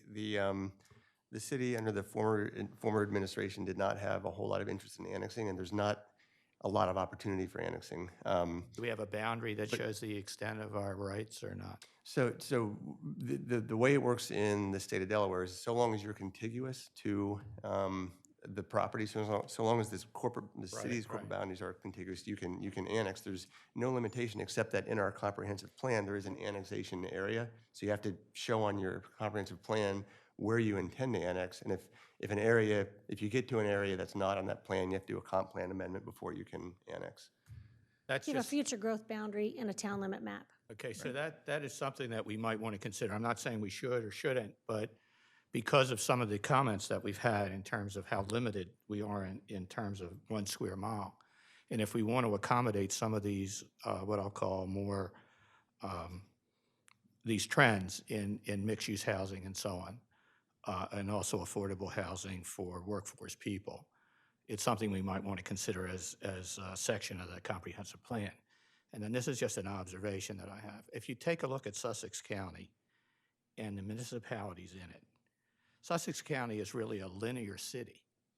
And Lewis, Rehoboth, Dewey, we're all neighborhoods in that city. And in my observation, I've just had to think about this a lot. In my observation, what Rehoboth has become is a downtown of this linear city. It's interesting because on a weekday like today, in my neighborhood, I may be the only person in my house on the whole block. But if you walk into town in the evening, every parking space is taken. So that tells me that people are coming into Rehoboth to go to dinner or to shop, and it's become sort of their downtown. And, that may be just what we want to be and nothing else, but we have opportunities if we want to become more of a full life cycle city if we want to. I don't know the answer to that. The survey told me that, most everybody who owns a property here has a pretty high income, and you look at the houses being built. And I was telling Debbie, 2 weeks ago, I took a ride through all the streets on the south side of Rehoboth Avenue. And I counted almost 60 houses that were either for sale, under construction, or to be demolished, just on the south side of the city. And I'm sure I didn't count them all. So you can see there are some real forces for growth or development in the city. And, it's something I think the comprehensive plan should at least address as to how it's going to go. And then if you were here the last time, the former chair had indicated that in his observation, all the historic homes that existed when he first came on there's only about 30% of those left. Right, 30% of the 100. Yeah. So, these are some very significant issues. And they will be addressed in the plan. What we're running into is talking about everything. And the meetings that I kind of alluded to with Rick is, once we get these topics in this next run, we really have to stay focused on topic, because we could talk about every topic all day long here. As far as annexation growth, there's not a lot of raw vacant land around the city. So you look at the land, you look at the aerial maps, you see what's around, you see what you can grab and what you can't. We haven't even gotten to those discussions. It's preluded in your annual report that you weren't changing your annexation boundaries, you weren't looking at wanting to expand because you're kind of landlocked by natural constraints and properties that are built already. But those will all be looked at through the process once we slowly get through some of these areas of concern and topics. But to your point, that's kind of where I was going. I almost feel like as we go through this exercise, you kind of have to have a perspective, and I feel like we kind of need to be a little bit more aligned, right, on what is the vision, right, for Rehoboth. And I don't know that we've had that conversation or have had the opportunity to kind of really We probably need it again. We had it originally. think about that. The first time it came up. right? In the Several kickoff. months Mhm. ago, yeah. yeah. But it would be good. And it's hard to have, the vision you'll have unbiased and without any data today will be different than the vision you have after you get data. Because the assumptions you can make are, you know, I was having Chris go into demographics. He's like, look at the income that's in Rehoboth. There's certain triggers in there that would surprise you. How many people are full-time residents? How many people are part-time residents? So not in the surveys themselves, but the demographics section, which showed a lot. The assumptions are kind of triggered by facts sometimes in the demographics. So that's why I think when you see these chapters, you go through the visioning, then you go through the goals, and you kind of wrap it in a bow. But I think the thought process changes a little bit along the pathway as you're getting public comment, your concerns, personal, professional, private, and then the data that we collect. I So just the have open one mind comment helps a lot. with what Rachel said. I think it's important that we think about the vision question, and Joyce said something as well, because as someone who was here as a commissioner from in 11 to 14, and it's not always one person's issue or a different administration, a different planning commission piece. There wasn't, and I'll say it, I know we're recording, anybody listening, those discussions weren't had. It wasn't going to happen. It wasn't going to happen, it wasn't going to happen, it wasn't going to happen. I think about the water taxi from Lewis to Dewey. I mean, why we don't have a stop? It wasn't like we were gonna crowd the place with more cars and, you know, more people with money coming from Lewis on a bike would be like, what would be so bad, right? It meant you had to put a dock in, right? I'm just putting it out there. Those discussions were shut down immediately, and it's time to have them. I mean, I don't mean, and I don't think we will then put up mansions and we won't put up 12-story buildings, or maybe not even a parking garage. But I think the floor or the forum is a much easier place and conversation to have, and it's needed. I don't know that codes will change and stuff like that, but it just wasn't, you didn't have them. Yeah. I think it gives us a guidepost, right? For Yeah. where we see our city going over the next 5 to 10 years, and then allows us to align with the commissioners. Because I think if we do a lot of work, to your point, and we're not connecting into issues and, you know, key initiatives that they're working on, Yeah, Pointless. it's pointless, exactly. that's why we should have those There's a lot joint of meetings that pointless Rick talked about with Yeah. the commissioners. Yeah, it's very operational, and I'm happy to hear Mark reiterate some of his past experiences, because the state does require us to address certain things, and housing, workforce housing, affordable housing, transportation. Employees need to be here. We value them. They're part of the community. The surveys show over and over again that everybody who lives within a 3 or 4 mile radius feels like they live in Rehoboth and Rehoboth is their downtown. They are the community. And, you know, while there's a difference between people who own property and don't own property, we want a vibrant commercial district. The employees are here. Even if we don't build infrastructure for affordable housing, which everybody knows we're not going to build 500-unit development, no vacant land, not going to happen. But we want to lower the barriers to employees getting to and from the affordable housing. And we want to work with the county to make sure that it's near and it services the seasonal needs. And it's a way that's equitable and justice for everybody. So those are important issues we cannot ignore. And at the end of the day, I mean, we all know Rehoboth is a tourist coastal town, right? So we're not going to be like many of those other municipalities, where we're not a Bridgeville, we're not a Millsboro. But And so we're- but there's we're- lessons, we're- but there's lessons learned, and the state and the county agree. applicable laws. It's great because somebody else has, most of the comp plans are in the works, are almost done, with the exception of about probably 3 in Sussex. So it's great that they went through it and already got a little red mark or a black mark and to say you're gonna do more of this. So it's nice to know that going into it, because as I was alluding to Rick earlier, is our job is to draft this, and there's certain things that have to be in there we can't change. There's the demographics, the census, there's analogies that have to be in there. But the local input, which we're collecting all now, and then how you analyze that and in your public forums, how you feel you want to create your vision, your goals and objectives after that is where we really need the help on it. So I think that'll all come through once we get through this first step. Yep. And it'll help because we'll be talking about housing. Everybody will know that's the topic. They can do their own research. We can bring our research in and our data. And it'll be great because we'll have maps to be able to show different things. And I think the topic focus will help everybody out a lot. Because there's a lot of research that can be done. You can walk the streets and bring in information for us every time. Just something as simple as that helps. I think there's a lot of dichotomies too now with our town.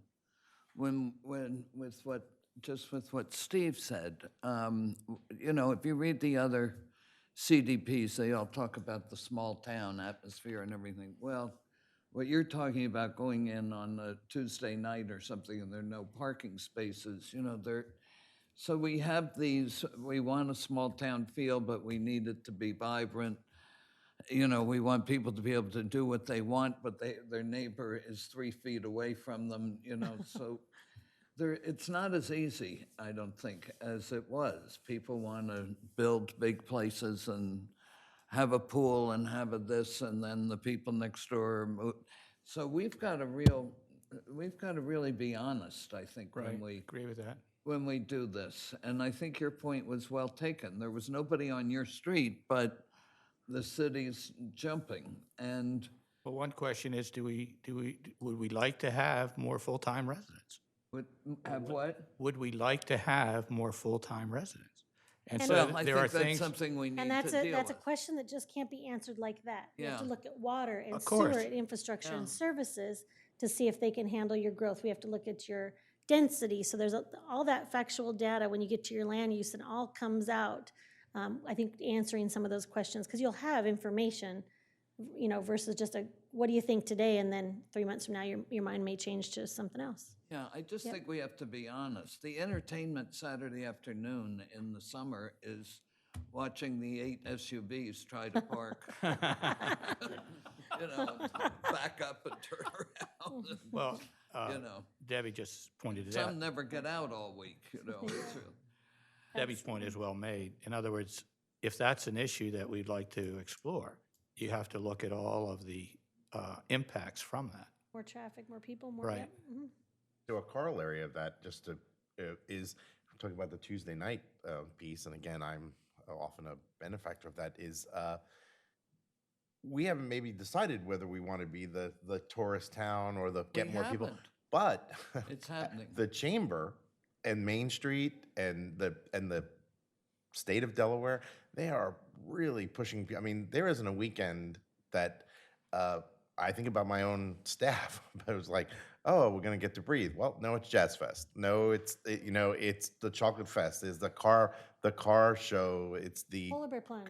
right. It's the Greyhounds, and I mean, it's happening to us outside of even this discussion. I remember when we have the arguments sometimes about funding Main Street and not getting into bed, but coordinating very closely with the Chamber and Dewey, and you're like, well, this place is packed every weekend because somebody has planned something, and so it's happening kind of around this even discussion.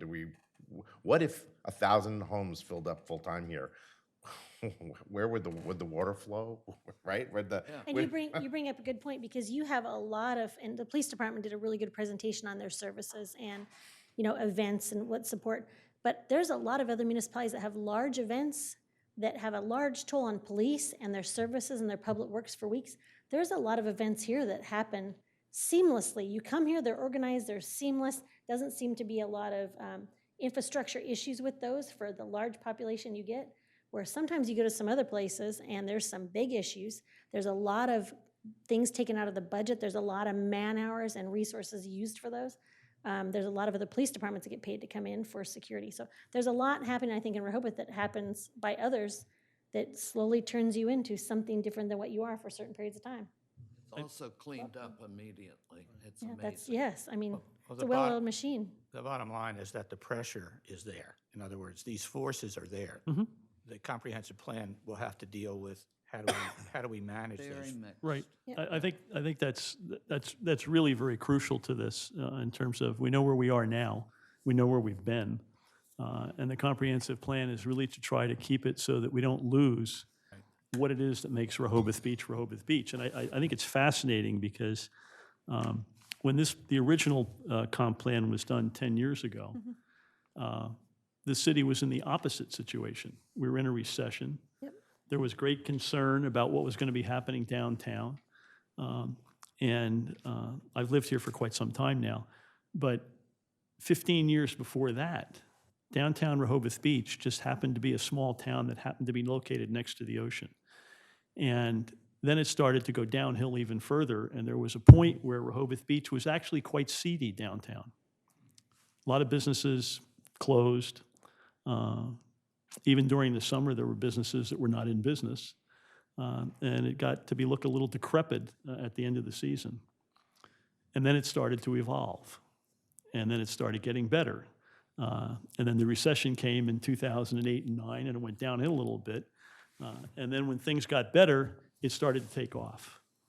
And unfortunately, as Glenn knows and others, our building codes and our zoning codes lagged tremendously, and our comp plan lagged tremendously as that evolution took off, and it wasn't able to respond.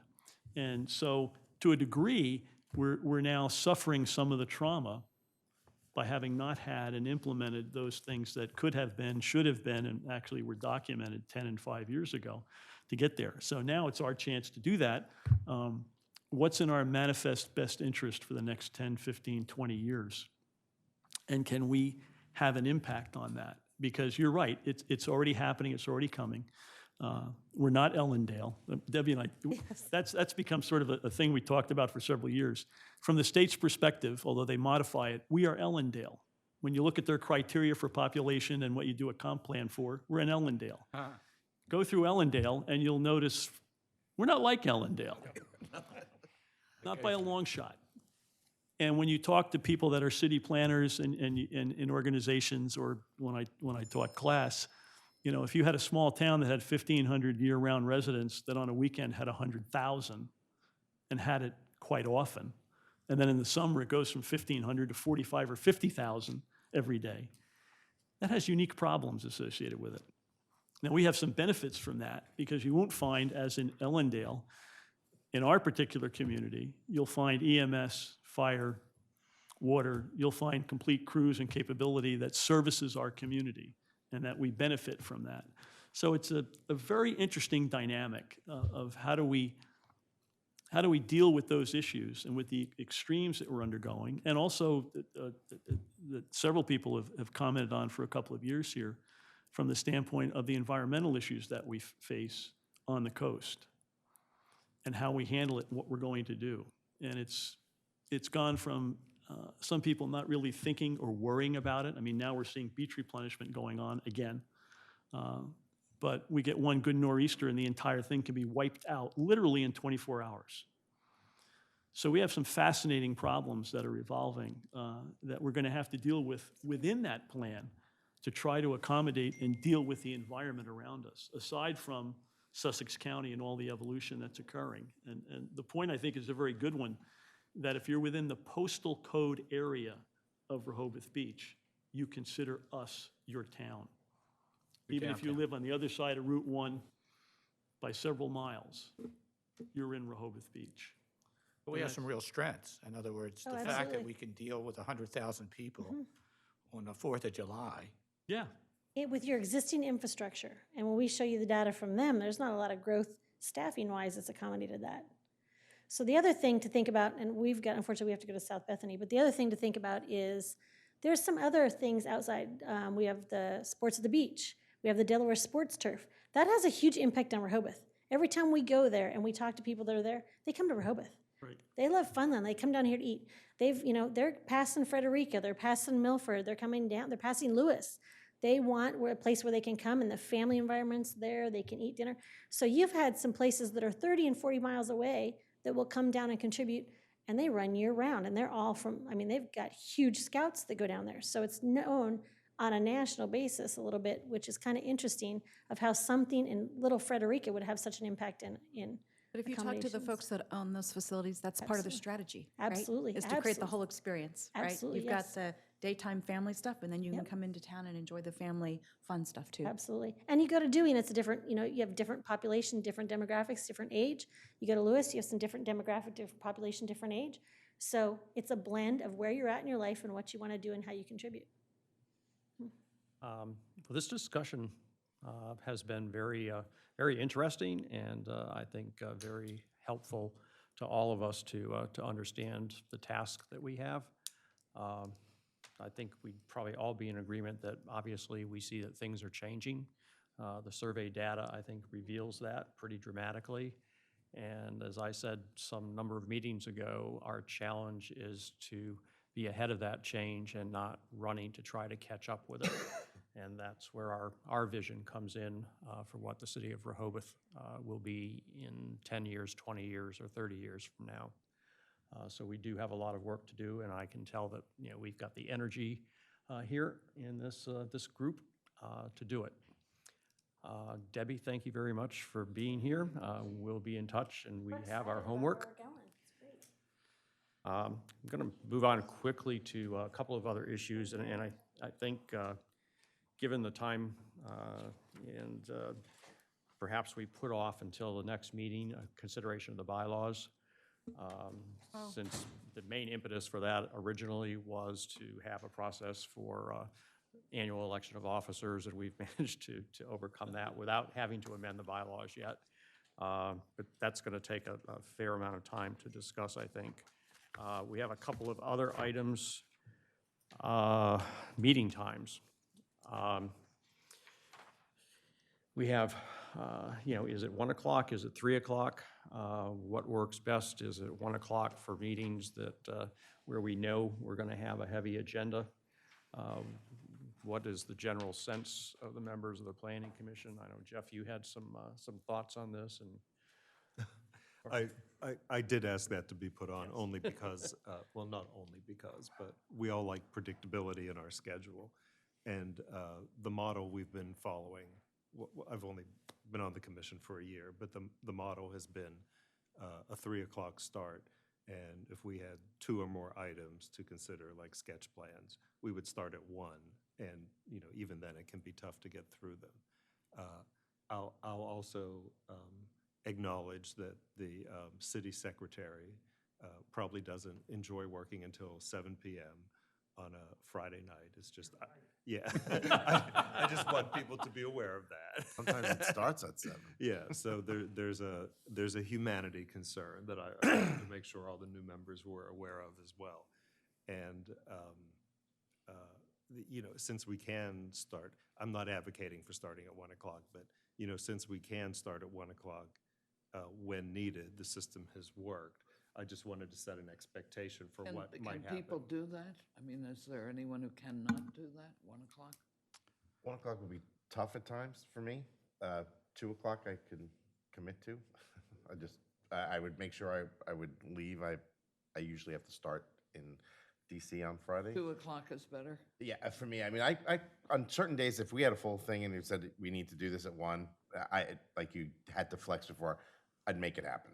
But every time at 1 o'clock I have a kid, then usually try to grab her out of school and get I was her. going to say, most of the time it is at 3 o'clock, except when we have major subdivisions or But I'm okay large- pulling it up to, I'm saying, you asked about 1, I'm okay if you all wanted to move it to 2, so 2 is everybody gets out fine. earlier, and Yeah. then flex to 1 when we have a crazy full agenda. I would make that happen I don't know, you all work here, right? I work here, I mean, I work full-time, so I work from home when I'm home, so it's a little bit harder for me probably to certainly do 1.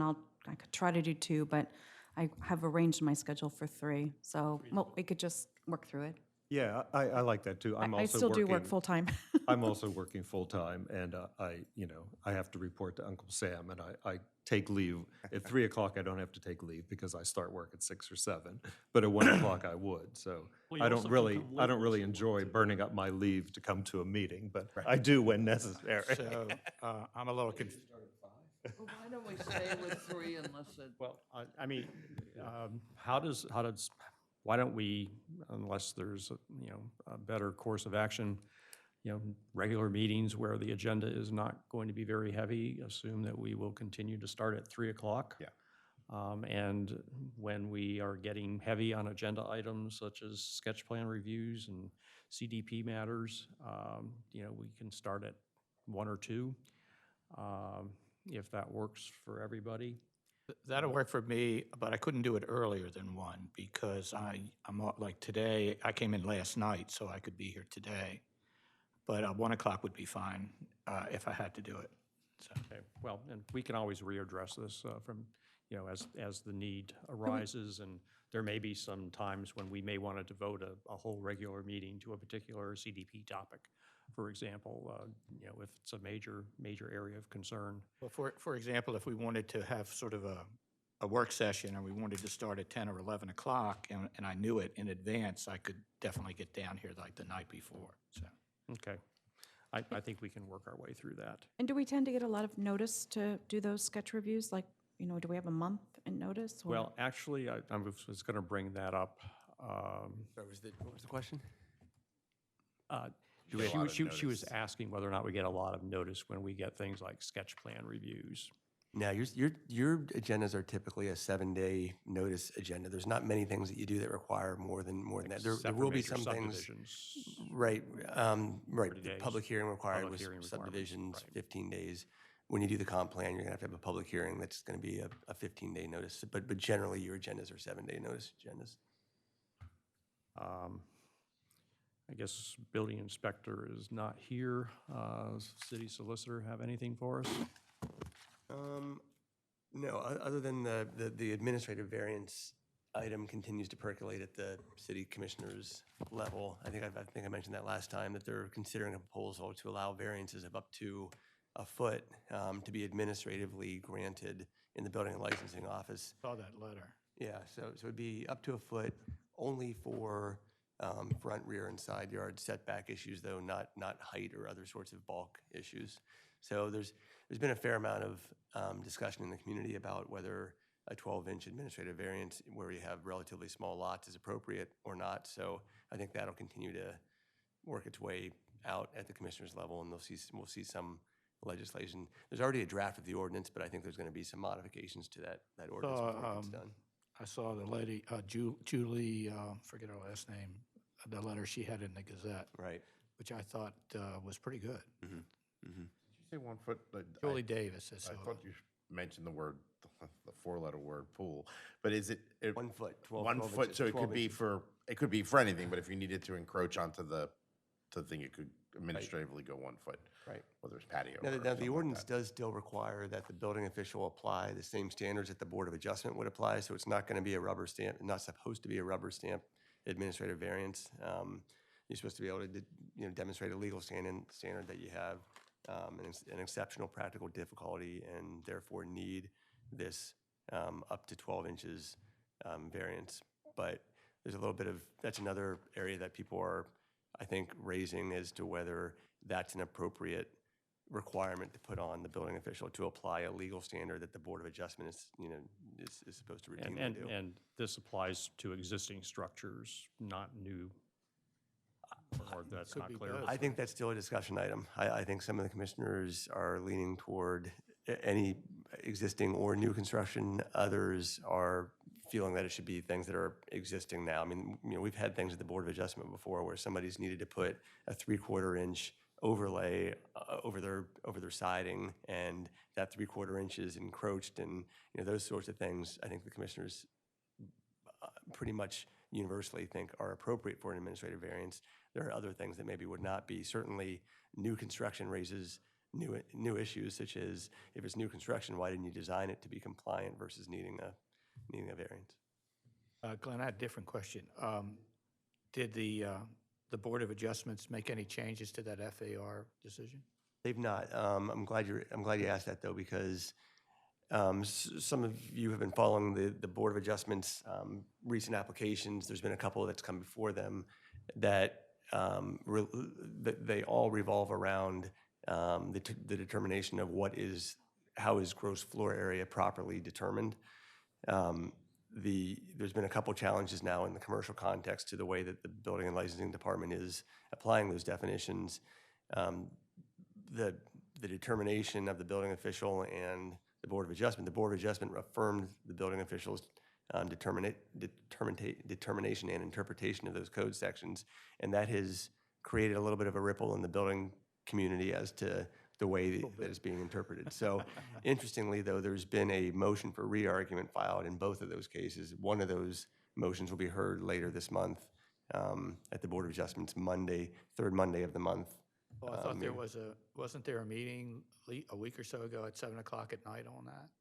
There was another case, and then, yeah, interesting. There was another meeting, but that meeting was only to decide whether they were going to hear the motion or hear the case again. So they took up the motion for a re-argument, they granted the re-argument, but the re-argument isn't actually going to occur until the end of this month. Fine, is that, if I understand it correctly, so if you put a deck on the back of your house and it's higher than 30 inches or whatever the requirement for a guardrail is, and you put a railing around your deck, it's included in the FAR. Part of the issue relates to the definition of gross floor area. Basically says those interior spaces, I'm not sure it uses the word interior, it says those horizontal spaces measured from exterior wall to exterior wall. The current interpretation is that there are some spaces that are outdoor spaces, but if they have a certain height of railing or a railing, that railing can be considered an exterior wall, which is then creating an additional calculation or an additional amount of gross floor area. The biggest problem with this interpretation, is not so much in the cases that are before them, is that it makes most of the houses in Rehoboth non-conforming. You know, and there's issues about that. You know, if you have a non-conforming structure and it's destroyed more than 50%, you can't rebuild it. So, you know, If you destroy it yourself, if it's. no, I'm just saying if it gets, let's say you had a fire. And, you know, so a non-conforming use is a significant, if you're a non-conforming use, it has significant legal ramifications. So this is only something that the commissioners can address if it stays this way. I think it's only acts of God are excluded, but anyway, yeah, I mean, if you want to put an addition on your house, now you got to rip your deck off because you have too much FAR otherwise, you know, that kind of stuff. Or like you say, all these houses that are built to 3,000 feet with a deck on the back are now non-conforming. If they have a railing around the deck. Yeah, which they have to if it's above 30 inches. Right, yeah. so it's a bigger issue than just the cases before the Board of Adjustments. But if you look at, I mean, most of the homes in Rehoboth, I would venture to say very few of them are truly conforming today because of all the different code changes that have occurred along. That's probably That's right. Probably true. Think about it. It is. Yeah. Yeah. Okay, I skipped over one item, which hopefully we can do quickly, parking garage task force. Are there any volunteers? We need 2 more people who are willing to serve on that. If I actually can stay healthy, I'd like to volunteer for it, yes. Okay, You can. you can. stay healthy. You can stay healthy and you can volunteer. You know when the meetings are? They are generally once a month.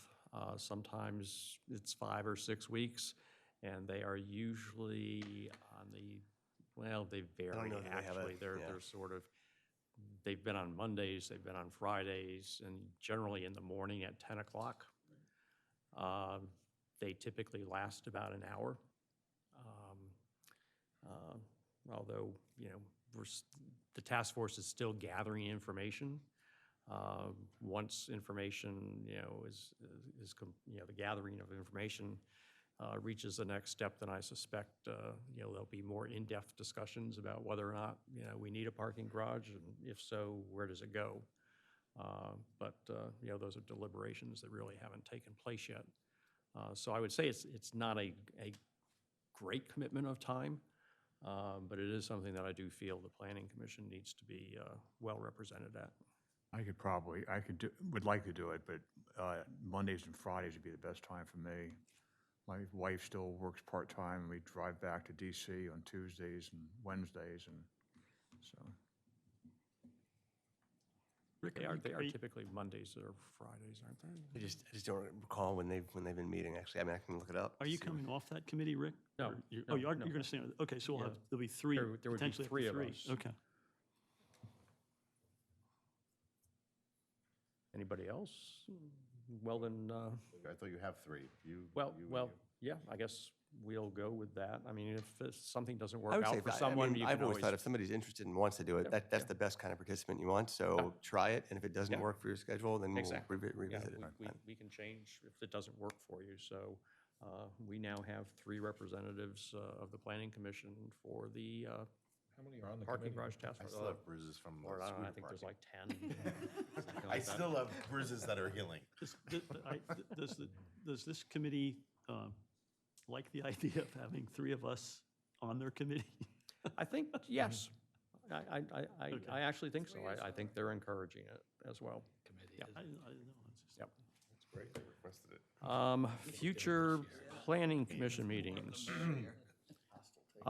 We have an upcoming regularly scheduled meeting for December 13th. We've talked about that. Does anyone have any conflicts for that? Yeah, I will not be here. You won't, okay. And you won't be here either, Joyce? Okay. Just so that you know, also, there's a possibility that we may have a sketch plan review coming before us at the December 13th meeting. It's really a continuation of a sketch plan review, but as best as I can tell, with an alternative to the original review that we last looked at. Glenn, do you have any other information on that I yet? don't. No, I really don't. What project is that? It's the Bellhaven project. Are we able to participate in that if we weren't involved in the original site plan review? Yes, Yes. absolutely. Yeah. Again, what is the Bellhaven project? So Bellhaven is at the end of the avenue. It's kind of surrounds and up and over Candy Kitchen, and it's a major redevelopment of a hotel property. Oh, it's a hotel. It's one of the three hotel Yes, properties. yes. Are there any documents that can be shared with the folks that haven't been on the commission to kind of catch up? Well, no, we haven't gotten anything in for the December 13th meeting specifically, but certainly we do have, and correct me if I'm wrong, the city does have documents that were submitted previously for sketch plan review. Be looked at, they're embedded in the agendas. Okay. Are they online? And also, you can they're go online. online and watch it too on YouTube. That's fine. The only one on Baltimore. If you want, I can send you the meeting dates at which Do it you know how to was get there, considered, Rachel? so. Do you know how to get to the agenda and the embedded Yes. information? Okay, everybody knows how to do that because it is really helpful and Not useful. That quite sure, Kim. So if you go to the city's website, on the right-hand side, maybe halfway down the page, there's kind of a green block that says CivicNet, I think is what, is it called? It's CivicNet? just, yeah, There you go, and if you click on that, it allows you to then, there's a calendar, and it allows you to search and click on different committees and groups, and it'll give you their agenda or upcoming agenda, but within the agenda, Ann does a very good job of embedding all the documents that are related to the agenda items. You can click on the agenda item or the document that's been uploaded and see it all on the screen. And that's there for 3 years, or at what point do you start taking that down? So you can go back, quite a ways in time and look at. It's just the audios and the videos Right. that stay online for a year. Right here. Okay. So it's called Civic what? Agendas. I can send out the Yeah, it's that- the web address. And that'll It's just link to Civic it. Web Portal. So it would have their agenda item and all what they've submitted. So you just go to meetings and then go to Planning Commission and just go back to the old meetings, and the links are right in the agendas. to go Now, to is the survey on the link yet? Or Yes. Yeah, the survey's on. Because I tried to find it, I couldn't find it. Yeah, if you go to the Civic Web Portal, there's a now nice little box there that says Comprehensive Development Plan. I And if you saw click on- that. And I if you saw click that. on that and scroll down after the narrative. It has its own all the little links thing are this there. time. All There's the a links are quick there. link for the Oh, well, 2010 then City of that's- Rehoboth okay. plan. Okay, I'm sorry. Yeah, it was- Yep. This Yep. restaurant's going in Baltimore. Then if you want to look, There it is. if you want to watch the live meeting, let's say of the commissioners, do you go to that as well? You go to the agenda, Yes. you go to the agenda. This is Right. Okay. You don't have an app, right? You just have a website. Get it on YouTube, too. Okay. Thank you. Yeah. I like the fact that everything is online. It's great. Okay, yeah, if anyone has any questions about how to get to those areas on the Civic web portal, just give me a call. I mean, I'll be happy to walk you through it, and I'm sure Ann would be willing to do the same. And don't forget about the 7-day notification. So when our first agenda comes out that Ann puts out, we'll know if it's not there 7 days before, it won't be coming in front of us. Is that right, Rick?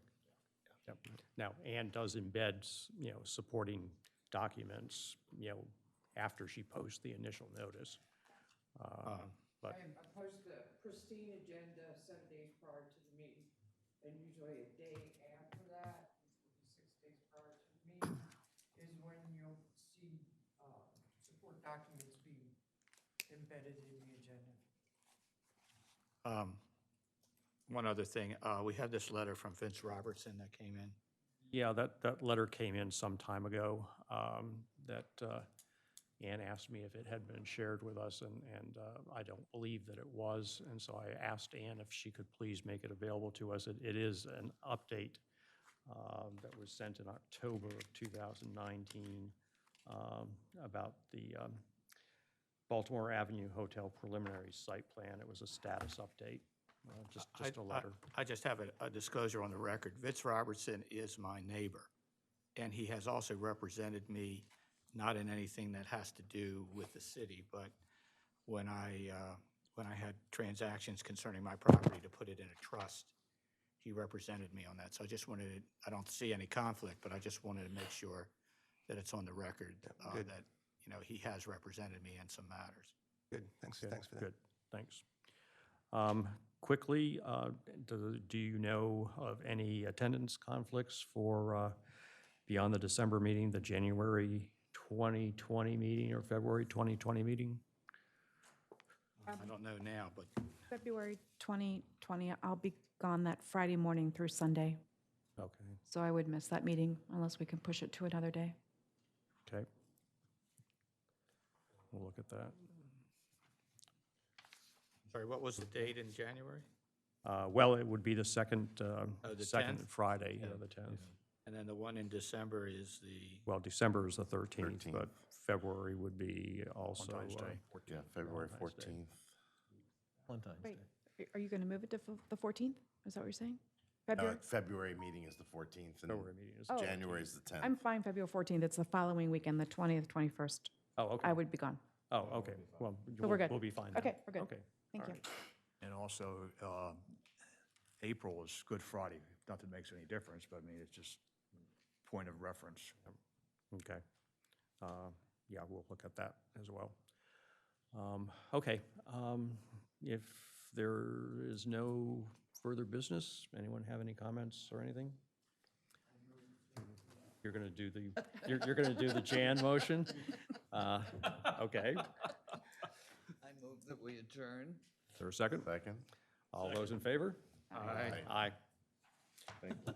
Meeting's adjourned. Getting that gavel thing down.